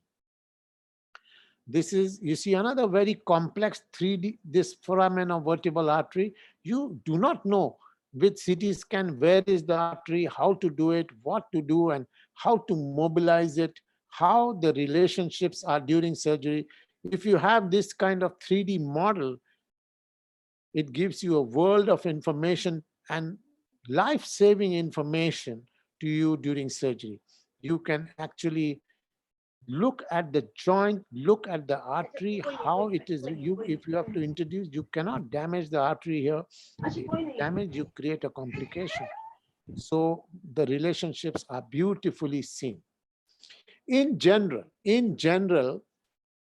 the vertebral artery is in the lateral aspect of the facet of C2 and lateral aspect of the pedicle of C2. If I have to draw a quadrant here, this medial and superior quadrants are the best to introduce screw. I am not saying even this quadrant is safe in all the patients. It is different in all the patients. But if I have to give you one quadrant, this is the medial, this is the best, and these 4 quadrants probably are the better quadrants. And your direction of the screw has to be quite superior. If you see this image, this is medial and superior, medial and superior. So plain radiographs were the only investigations available for a surgeon some years ago, before the introduction of computer-based imaging. Atlantodental interval disturbance, increase in the atlantodental interval, was the only parameter for you available to identify atlantoaxial instability for more than 3 or 4 decades. This was the plain radiographs, but the only investigation. And even today, atlantodental interval is predominantly the only parameter that will give you the diagnosis of atlantoaxial instability. You see, this is a reducible atlantoaxial dislocation. You do extension, the atlantoaxial dislocation is reduced. You do flexion, the atlantodental interval is increased. So for more than 35 to 40 years, this plain radiographs and subsequently tomography came into picture, where this parameter was the only parameter. Subsequently, CT scan came into picture, MRI came into picture, and the degree of neural compression came into the picture. So this is mobile and reducible atlantoaxial instability. You see this picture in this unfortunate little girl. You see in extension, the atlas comes back into normal position. In flexion, the atlas goes right into the cranial cavity. The atlantodental interval is not disturbed. So this dislocation we had labeled as vertical, mobile, and reducible atlantoaxial dislocation. You can label this as basilar invagination. So basilar invagination is essentially a vertical atlantoaxial instability. Bifid anterior and posterior arches of atlas is relatively common clinical entity. In this article, if you read between the lines, we had said that bifid, presence of bifid, is a dynamic phenomenon. You do flexion, bifid opens. You do extension, the bifid closes. So bifid anterior and posterior arches of atlas is a dynamic process. It moves, bifid moves. And this, we had said that bifid is a natural protective bone alteration. It is not anomaly. And a number of problems in the cranio-vertebral junction are not anomalies, but alterations, and they reduce on fixation. So if you see in bifid, you do flexion, the facets go laterally. it opens up, it opens. So this we had labeled as lateral atlantoaxial instability, and the facetal alignments and the facetal shape of the facets also changes as in a chronic situation, this atlantoaxial dislocation. This is a case of trauma. You see the anterior arch and posterior arch are fractured, and there is a lateral facetal instability. So we label this as lateral atlantoaxial instability. Then there comes this clinical entity, which is usually found in young little children. And when they lift up heavy bag, there is a dislocation. And this dislocation, they come with just rotatory kind of dislocation, thus the neck tilt. There is no neck pain, there is no neck hand weakness, there is no hand or there is no neurological deficit. The only problem is painless neck deformity. And the problem is rotatory atlantoaxial instability. This rotatory atlantoaxial instability, this clinical entity, nobody in the world knew how to treat rotatory atlantoaxial instability. We introduced this concept of facetal manipulation. You open the joint, manipulate the facets, and reduce the dislocation, and you can give a new beautiful girl after the operation. You can give a new, this is after several years of surgery, you see the neck can become straight. The neck can become straight in the immediate post-operative period, and you can give a new life to these people if you know the technique facetal manipulation. Facet manipulation is a revolution in the field of craniovertebral junction in general. And in the rotatory atlantoaxial dislocation, there is no other treatment. There is decompression is not the treatment. Of course, in several patients, you can do traction, you can do reduction by means of halo traction and things like that. So this is the preoperative image. You see there is a rotation on one side. There can be number of permutation combination over the period of time. We have got several kinds of dislocation, rotatory dislocation, reducible rotatory, non-reducible dislocation, rotatory and things like that. But the concept of opening of the joint, manipulation of the facet is a revolution in this field of rotatory dislocation. Of course, I have taken permission to show this picture of this beautiful girl. You see, this is post-operative in complete alignment, opening of the joint and subsequent fixation. Open the joint, manipulate the facet, and reduce the dislocation. So these are the three pillars of my technique. And we had introduced these facets, intra-articular spacers.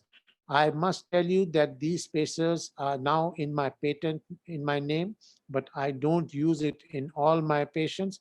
The indications of use of facet is limited and very restricted as I go in my business of craniovertebral junction, but craniovertebral introduction of these facet jammers, which I called, and this technique I use in some selected indications, which I will discuss in my subsequent lectures. The other issue is fixed atlantoaxial dislocation. You will be surprised to know that 25 years ago or 20 years ago, fixed atlantoaxial dislocation was a very common clinical entity. And we introduced this concept that there is nothing like fixed atlantoaxial instability. And those who do craniovertebral junction and those who are in the business of craniovertebral junction know that this article has been a complete revolution in the field of craniovertebral junction, which mentions that there is nothing like fixed atlantoaxial instability. All fixed or irreducible, so-called irreducible, are actually reducible. Open the joint, remove the articular cartilage, manipulate the facets, reduce the dislocation by distraction, introduce bone graft in the facetal articulation, introduce jammers or spacers in selected cases, and there is a possibility to reduce this fixed atlantoaxial instability. So this is a picture in extension movement. The neck is extended and there is no reduction of this dislocation. The only treatment that was possible was transoral decompression of this dislocation. So decompression was the treatment, but opening of the joint, reduction of this dislocation, cranio-vertebral junction realignment has completely changed the concepts of management of this problem. This is another case that you see, this is a fixed atlantoaxial instability. I used to do transoral operation decompression in a huge number of patients, but you will be surprised to know that for last 20 years at least, not at least for 20 years, transoral surgery has completely become a historical operation in my department. No transoral decompression, open the joint, remove the articular cartilage, manipulate the facet, reduce the dislocation, and then fix. Complete new life to the patient. Believe me, when I say new life, I mean this person will get new life in the evening of operation. He will say, doctor, my hands are moving properly. My tingling paresthesia in my legs has gone. My spasticity in the legs has gone. And it is not such a great, difficult operation. I want all the young people watching this presentation of mine to learn this operation. You cannot say, once you join the subject of neurosurgery, you cannot say, I cannot do. You cannot say, I will not like to learn.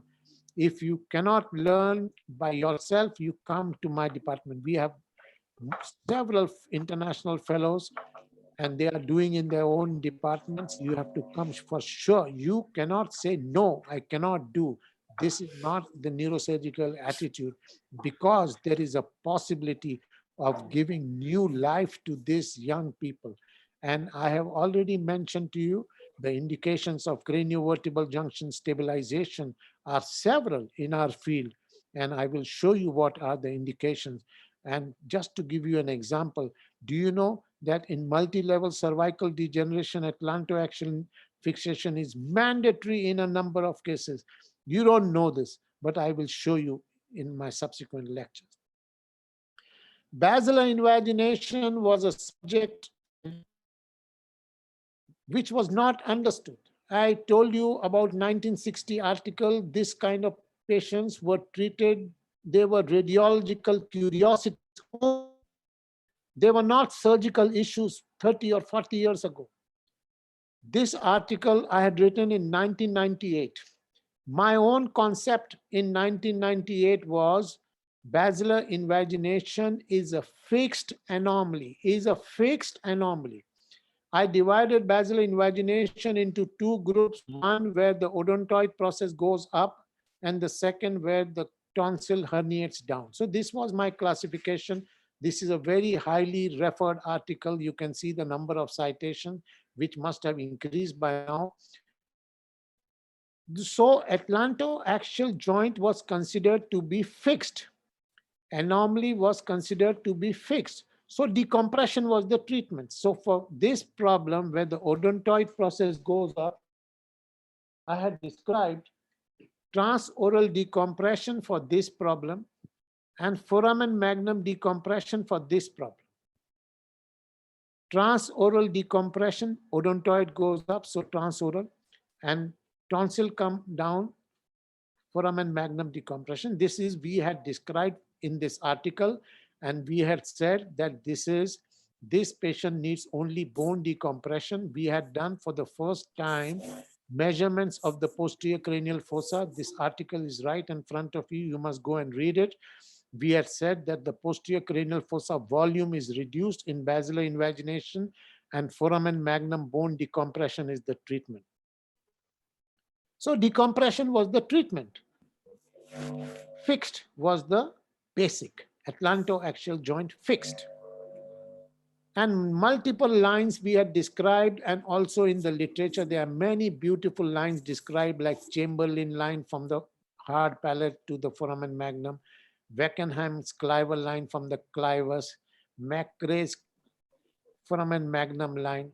And we had also modified some lines, like this is my line, where we had this extended line of palate, and then we had made a parallel line from the base of the C2 and a line along the odontoid process, and this angle we had called modified omega angles. And there are multiple lines, and claws height index we had also modified a little bit. Claws had discussed about height from the tuberculum celli to the torculum. This is called TT line. This used to be called, not very commonly used.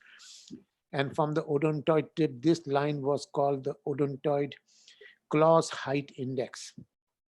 So I don't want to go into multiple lines, but those who are going to appear for the examinations, they must know several of these lines because the examiners like to ask about these lines. As we matured further in the business of basilar invagination, in 2004, I wrote this article where I divided basilar invagination into two groups. One group was when the odontoid process goes inside, like group 1 in my previous classification. And the second group was, like my previous classification, odontoid process coming down. So my classification was when I saw the atlantodental interval distance high or increased, I call it group A anomaly. And when the atlantodental interval was not increased, I call it group B anomaly. For group A, we introduced the most beautiful technique of atlantoaxial joint distraction as a kind of treatment. And we introduced a new terminology called cranio-vertebral junction realignment.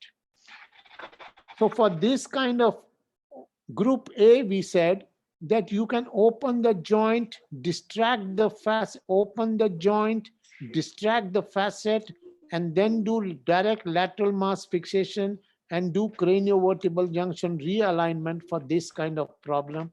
And for this kind, we said in 2004, we said that this patient needs foramen magnum decompression. So this is how I matured that half the patients now I said that you don't need to do decompression, you need to do fixation.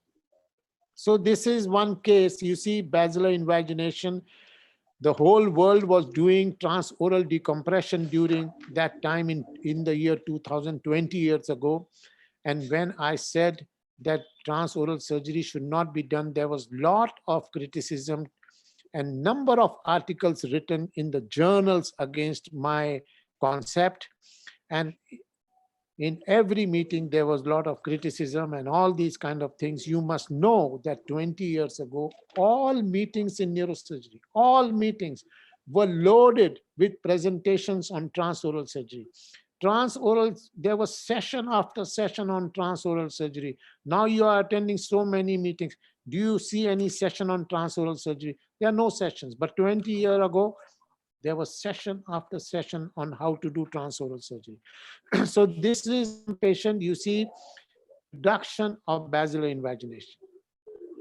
This is basilar invagination, cranio-vertebral junction realignment. So I removed decompression as a form of treatment for this kind of basilar invagination. This is another very, I call a PR examination by the odontoid process. Very bad basilar invagination. Patient comes with very severe disability. You do atlantoaxial fixation, you do cranio-vertebral junction realignment, new life, new human being in the evening of operation. The whole family comes and gives blessings. You have to learn, my dear young friends. You cannot say, don't like it, there is this, that, I don't agree, all this nonsense kind of thing. Please don't. If you have any issues, you can come to my department. We will go over, as I told you, in 1 year, we did 250 or 60 cases. So I will show you several of, many of you I know in the audience have come to me, and many of you are my very students here. This was my first case in the year 2000. You see this basilar invagination, and you see reduction of basilar invagination, no decompression from front, no decompression from behind, and new life, complete new life. In the business of craniovertebral junction,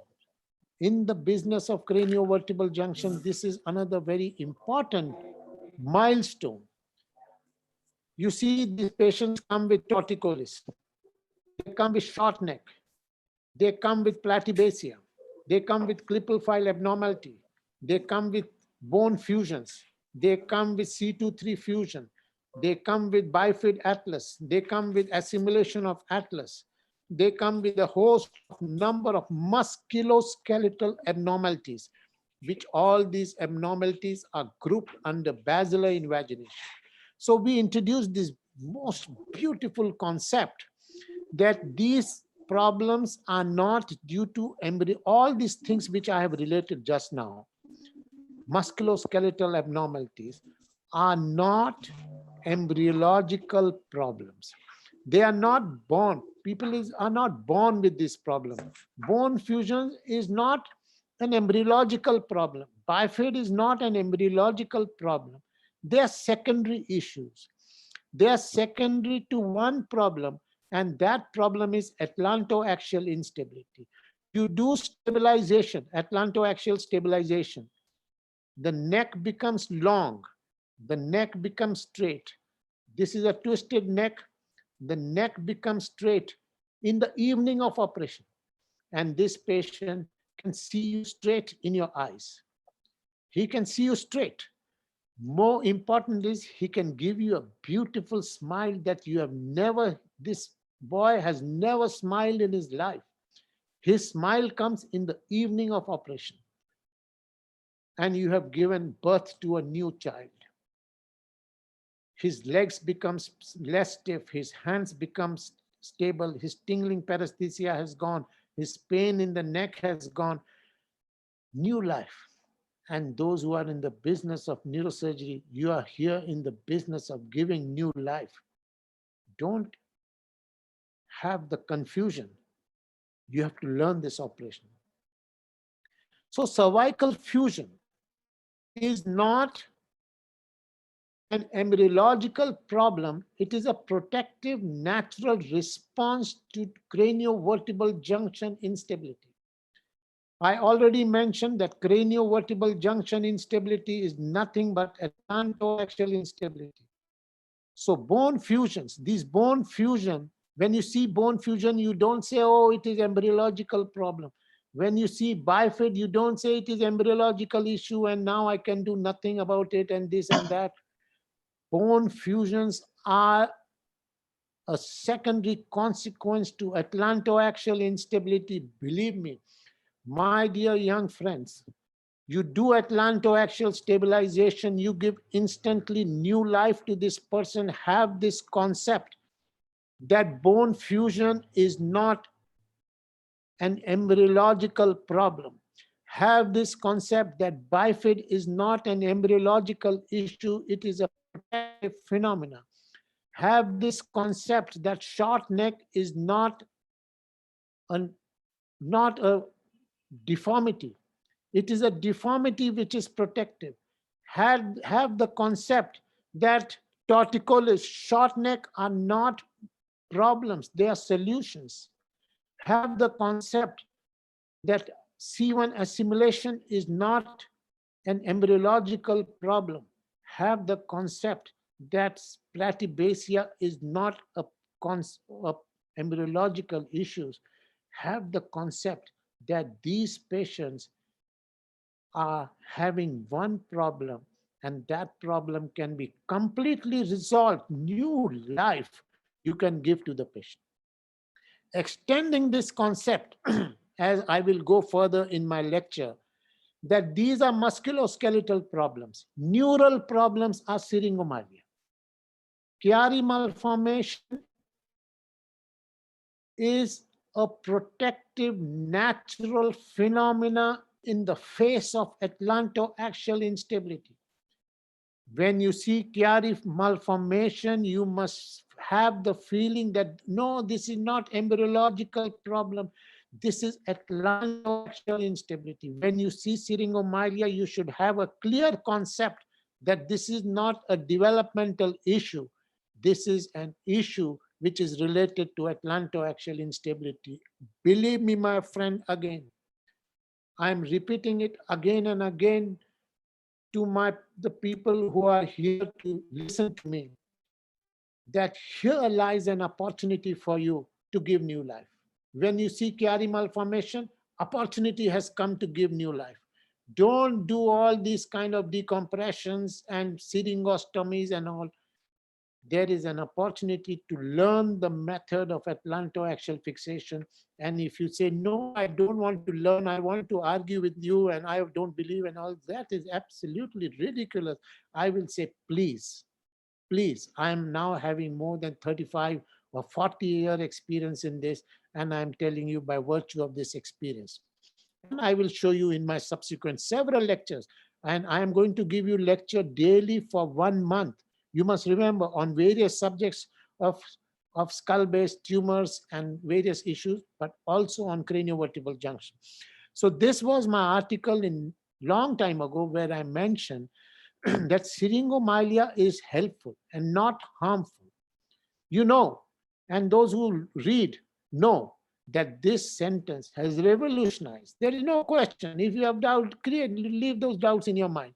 There is revolution by this statement that syringomyelia is a natural protective. And I'm showing you articles. You see, I'm not showing you just by all these sentences which I'm talking. All one and single sentence which I'm talking is published. I am now going to introduce to you another beautiful concept, and you must look at this concept very beautifully. I am going to introduce to you a concept of central or axial atlantoaxial instability on the basis of facetal alignments.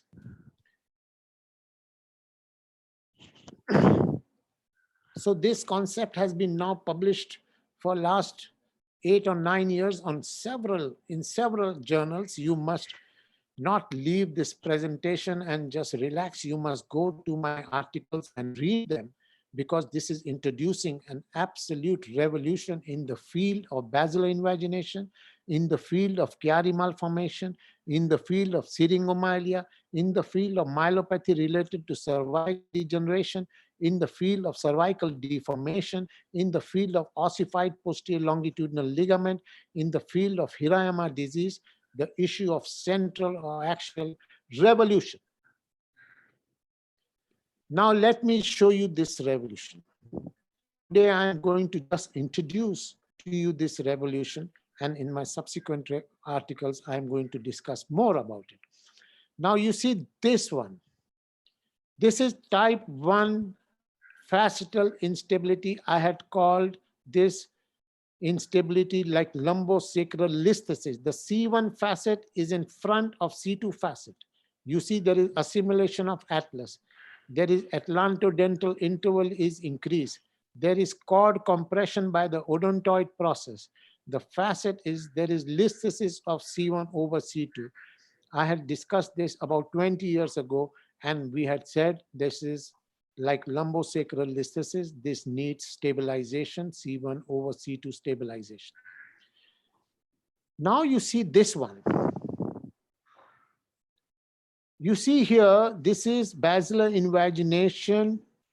I used to talk about basilar invagination, and I myself said that there is reduction in the posterior fossa volume.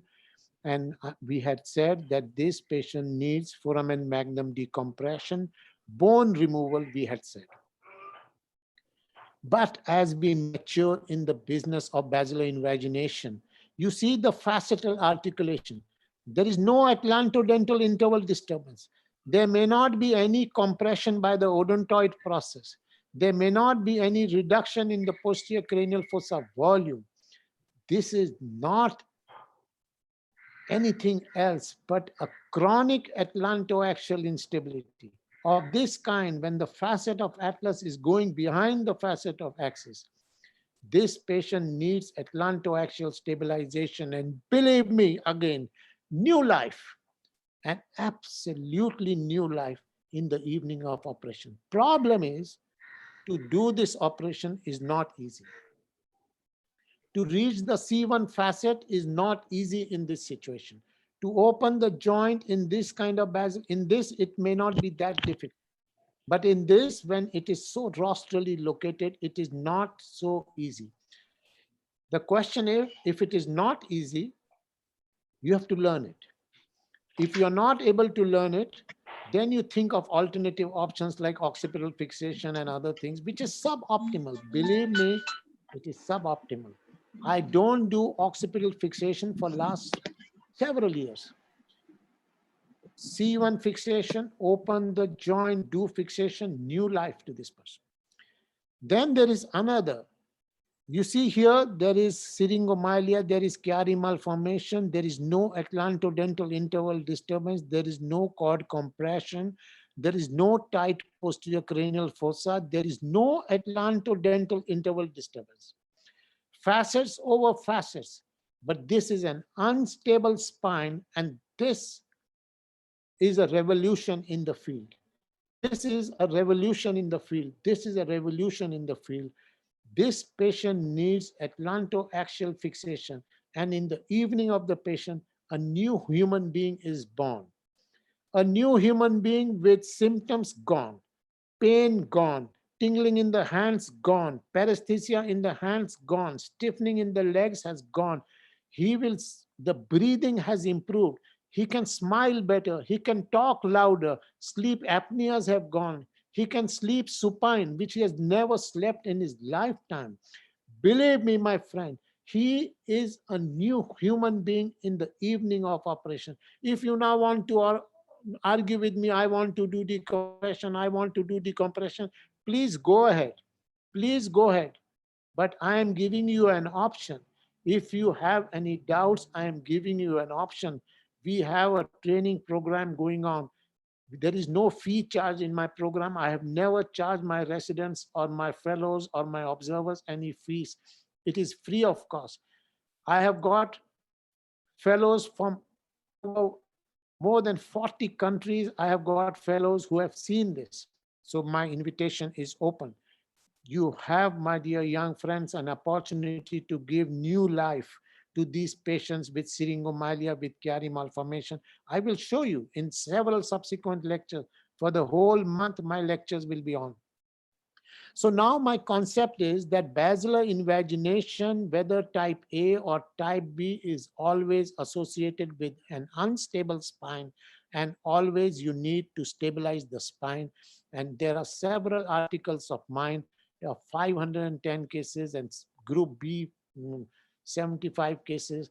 And as I mentioned, that my experience with this subject is more with C1, C2 selective fixation is more than 2,500 cases, or maybe more than that. In 1 year, 260. In 1 day, 6 fixations in 1 day on some occasion.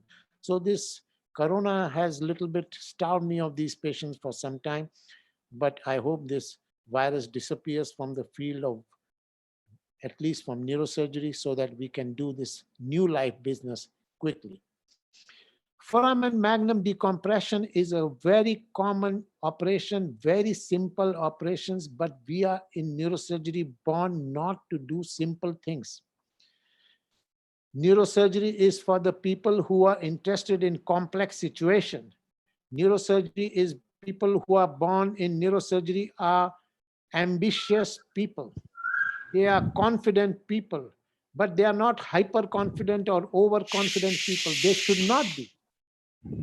There is no pride in this. There is no ego in this. Confidence does not mean ego. You have to learn this. You have to learn a difficult path. I am not saying the difficult path is without thorns and without difficulties. It is a difficult path to learn. You can have complications in your hand, and you can have very devastating complications. So the issue is Chiari malformation. This is 2013 publication. So 10 years ago, 2013. My experience now is more than 400 cases with this kind of problem, including a president of another country which I operated in India.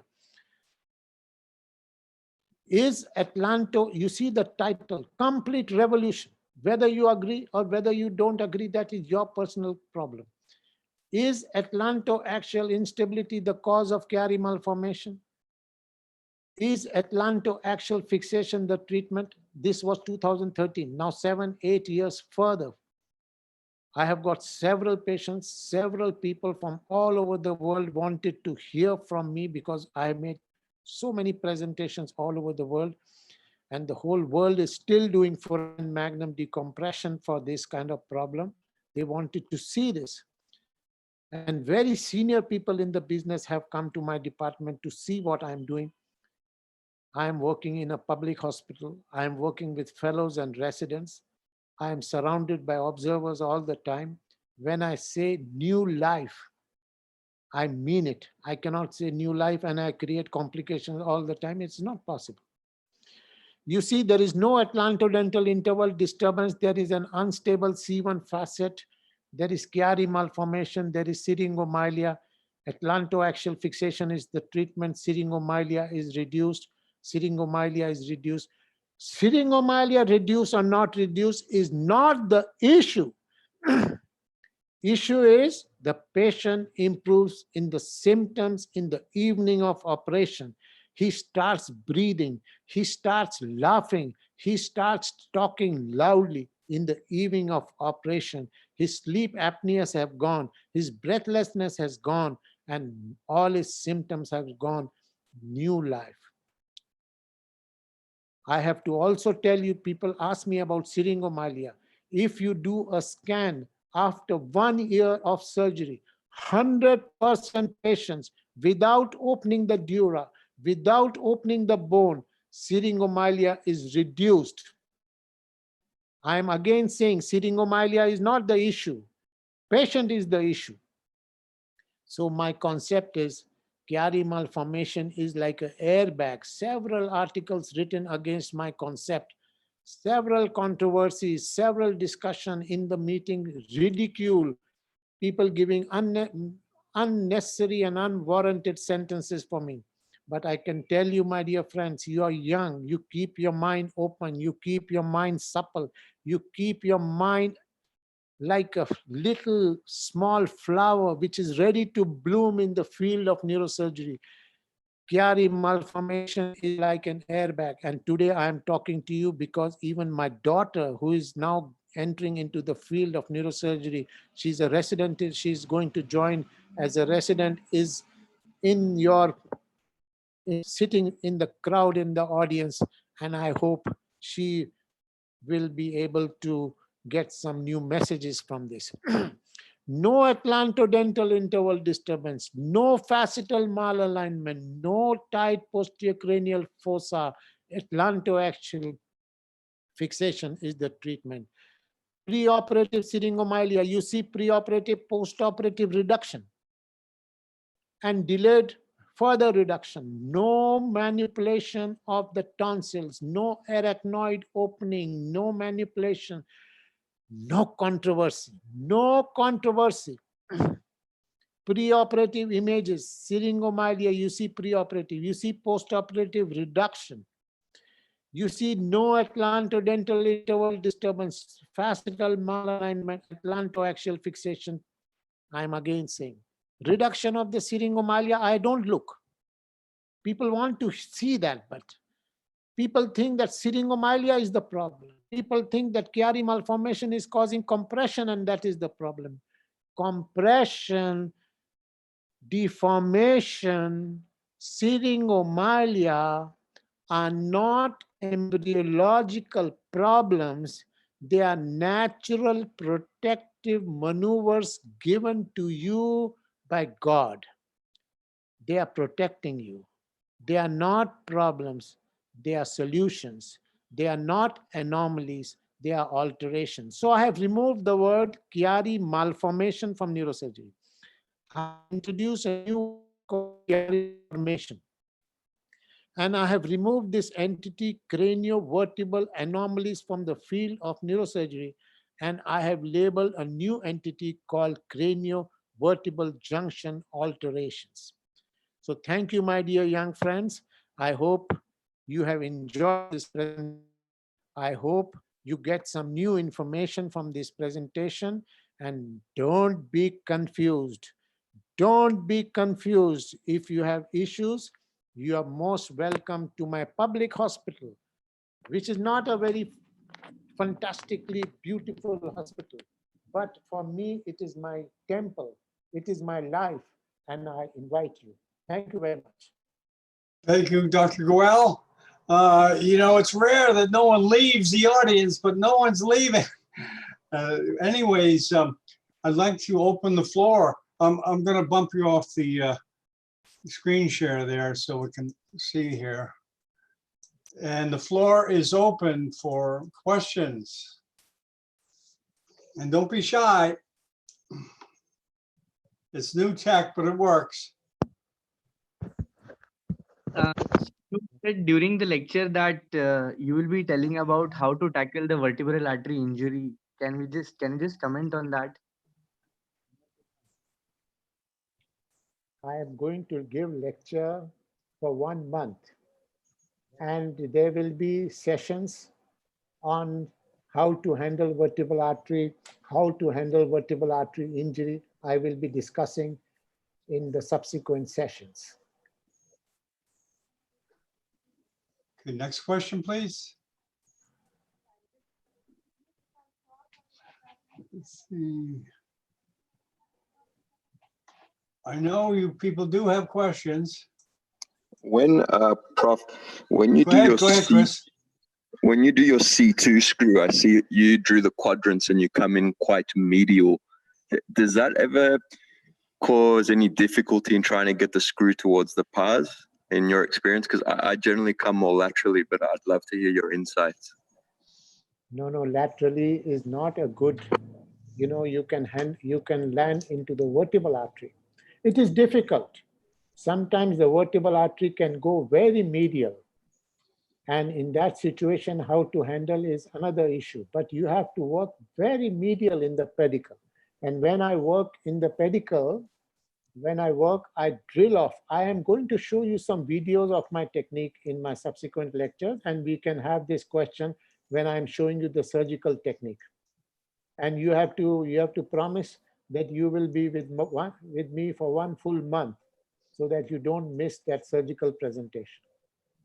So do you promise? Prof. I promise you, Prof. Okay, thank you. Thank you. Thank you. Thank you so much. Go ahead. Thank you so much, Prof. So what I got is you no longer do posterior fossa decompression for Chiari malformations. Yes, you got it right. Posterior fossa decompression now. See, I'm not doing for, and you must, you know, when you go back, if you are at your home, you must go to the internet and see several of my articles. In one of my article mentions that foramen magnum decompression is a historical operation. You must read that.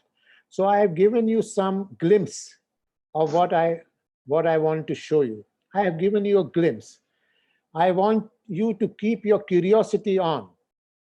And this is just a very small presentation today. I have not gone into the depth of the cases, and I have not shown you much about what I exactly mean. But you also promised to me, my dear, I don't know your name. I see Khalif is your name. Khalif is from right? Kenya. From Kenya, yes, from Kenya. Khalif, you promised me today. You promised. You will be with me for 1 month. And I want to change your neurosurgery. I promise. And my promise will be, I will change you in 1 month. I will be here. Thank you so much. Thank you. Thank you. Okay, the floor is open. Yes, I want to ask a question. Go ahead. If there is a fibrous tissue anterior to the dens, how can you reduct the atlantoaxial joint? No. You see, there can be fibrous tissue or Banus, for Now, example? now listen, now you must also listen. This is a beautiful question. I am going to discuss this issue also in my subsequent lectures. And I have shown in my various articles that Panus can disappear after surgery.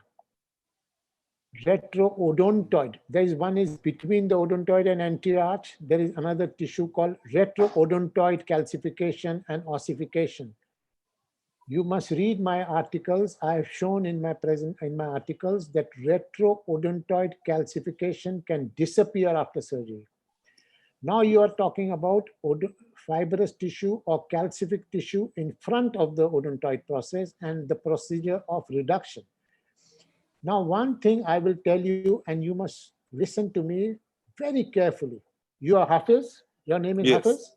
Yes. Okay, Hafiz, you listen to this sentence carefully and keep in your mind. There are two things. One is deformation. Second thing is compression. And third thing is instability. The issue in front is stabilization. You stabilize it even if the compression remains, even if the deformation remains. It is not an issue, Hafiz. Okay? And I will show you in my subsequent lectures. Hafiz, promise me. Yes, I will promise. This is a promise? Okay. Yes, sure. My promise will remain like for Khalif, for you also, Hafiz. Okay? Thank you. You are from which country, Hafiz? Palestine, Jerusalem. Okay.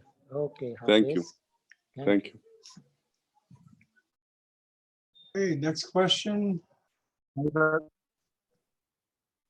ahead. Hello. Go ahead, whoever's talking. Say hi. Sir, hi, sir. It was a wonderful lecture. I am not able to see the Professor Atul Goel's screen. Okay. I can see you there. I can see you. We can see you. We can see you. Sir, it was like, again, you start speaking and we keep on listening for months together, for years together. Okay. I am a die-hard fan and I have started speaking like you, sir. An accolade. Sir, I have been following you for last 15 years of my neurosurgical career, and it was very lucidly explained about syringomyelia. And I wish to listen more about cranio-vertebral junctional anomalies. The term you have already removed, and you have termed the manipulations. So these manipulations are very important for us, sir. My question is, after fixing the C1 and C2 joints, do you try to mobilize C2 against C1, or you try to pull it back? So how does your reduction comes into exact in alignment, sir? Okay, Uday. Were you there in yesterday's pituitary lecture, Uday, or no? Sir, I missed that pituitary lecture, sir. So you next whole month don't miss, okay? Now, you know what? This is also a very important question. Very important. And though I can see that you are doing these cases, I can see that. If you can ask me this question, I can imagine that you are doing this, okay? Yes, now sir. The question is, see what in the beginning of my lecture I mentioned, open the joint, distract the facets, introduce the bone graft in the facet on both sides. And when you do this, you will automatically realign the person. There is no need to manually handle the C2 spinous process or C2 bones, or any kind of further manipulation is not required. You do open the joint, introduce bone in the facet joint, then you do C1 and C2 fixation, then you tighten the C2 screw first. You tighten the C2 screw completely first, and then you tighten the C1 screw. Whatever alignment will have to come will come. Again, Hafiz had asked me this question. Again, I want to say, it is not the deformity or compression which is the issue. It is not the deformation. It is unstable spine which is the issue. You stabilize it. cranio-vertebral realignment will automatically happen. But that is not the aim of your operation, is a firm, solid stabilization.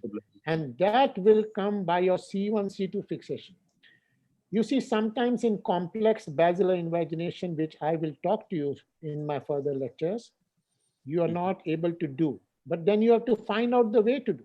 You cannot say, I cannot do, so it is a bad operation. You cannot say, I cannot do C1 screw, so I will, this is, it is, you cannot be like a fox with looking for grapes. And if you are not able to see the grapes, you are saying that it is a sour grape. It is not a bad, it is a bad operation. Don't say, my dear, I'm not pointing to you. You must recognize that. I'm not pointing. But you have to learn to do this technique. You cannot say, okay, I will do occipital fixation. What occipital fixation you will do? It means you don't know how to do C1 fixation. But there are some occasions when you're not able to do. I am not saying that every time I go and I am able to do. Sometimes I'm not able to do. Then I have alternative options, which I will discuss with you. And in an extremely rare situation, which has not happened to me, but it may happen to younger people, that you're not able to do C1 fixation, then as a suboptimal kind of fixation, you might include the occipital bone in the fixation construct. You understand what I mean? Yes, sir. Thank you, sir. Sir, I was willing to join this April month, your course, but then this COVID thing happened. And we had to stuck ourselves locked down in our home. So it is always a welcome gesture to see you, to see your face. And as I told you earlier also, sir, before I do any C1, C2 joint fixation, I try to memorize your face and your picture, that suppose Professor Atul Goel has to do this procedure, then how he will do this operation here. So that's what my tribute to you, sir. You have changed the concept of C1, C2 joint anomalies entirely. There's a paradigm shift, and we have seen during our MCH days or during our training days, sir, lots of people, they were stuck up in ventilator settings for months together, sir. And C1, C2 joints means the thought in my mind was this patient is going to land up in a ventilator for a long month, for 1 month or for 2 months.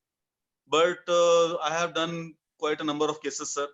And I think that this concept of C1, C2 joint fixation, posterior fixation by Goel-Harms techniques has completely revolutionized the C1, C2 joint techniques, sir. And I pay heavy tribute to you, sir.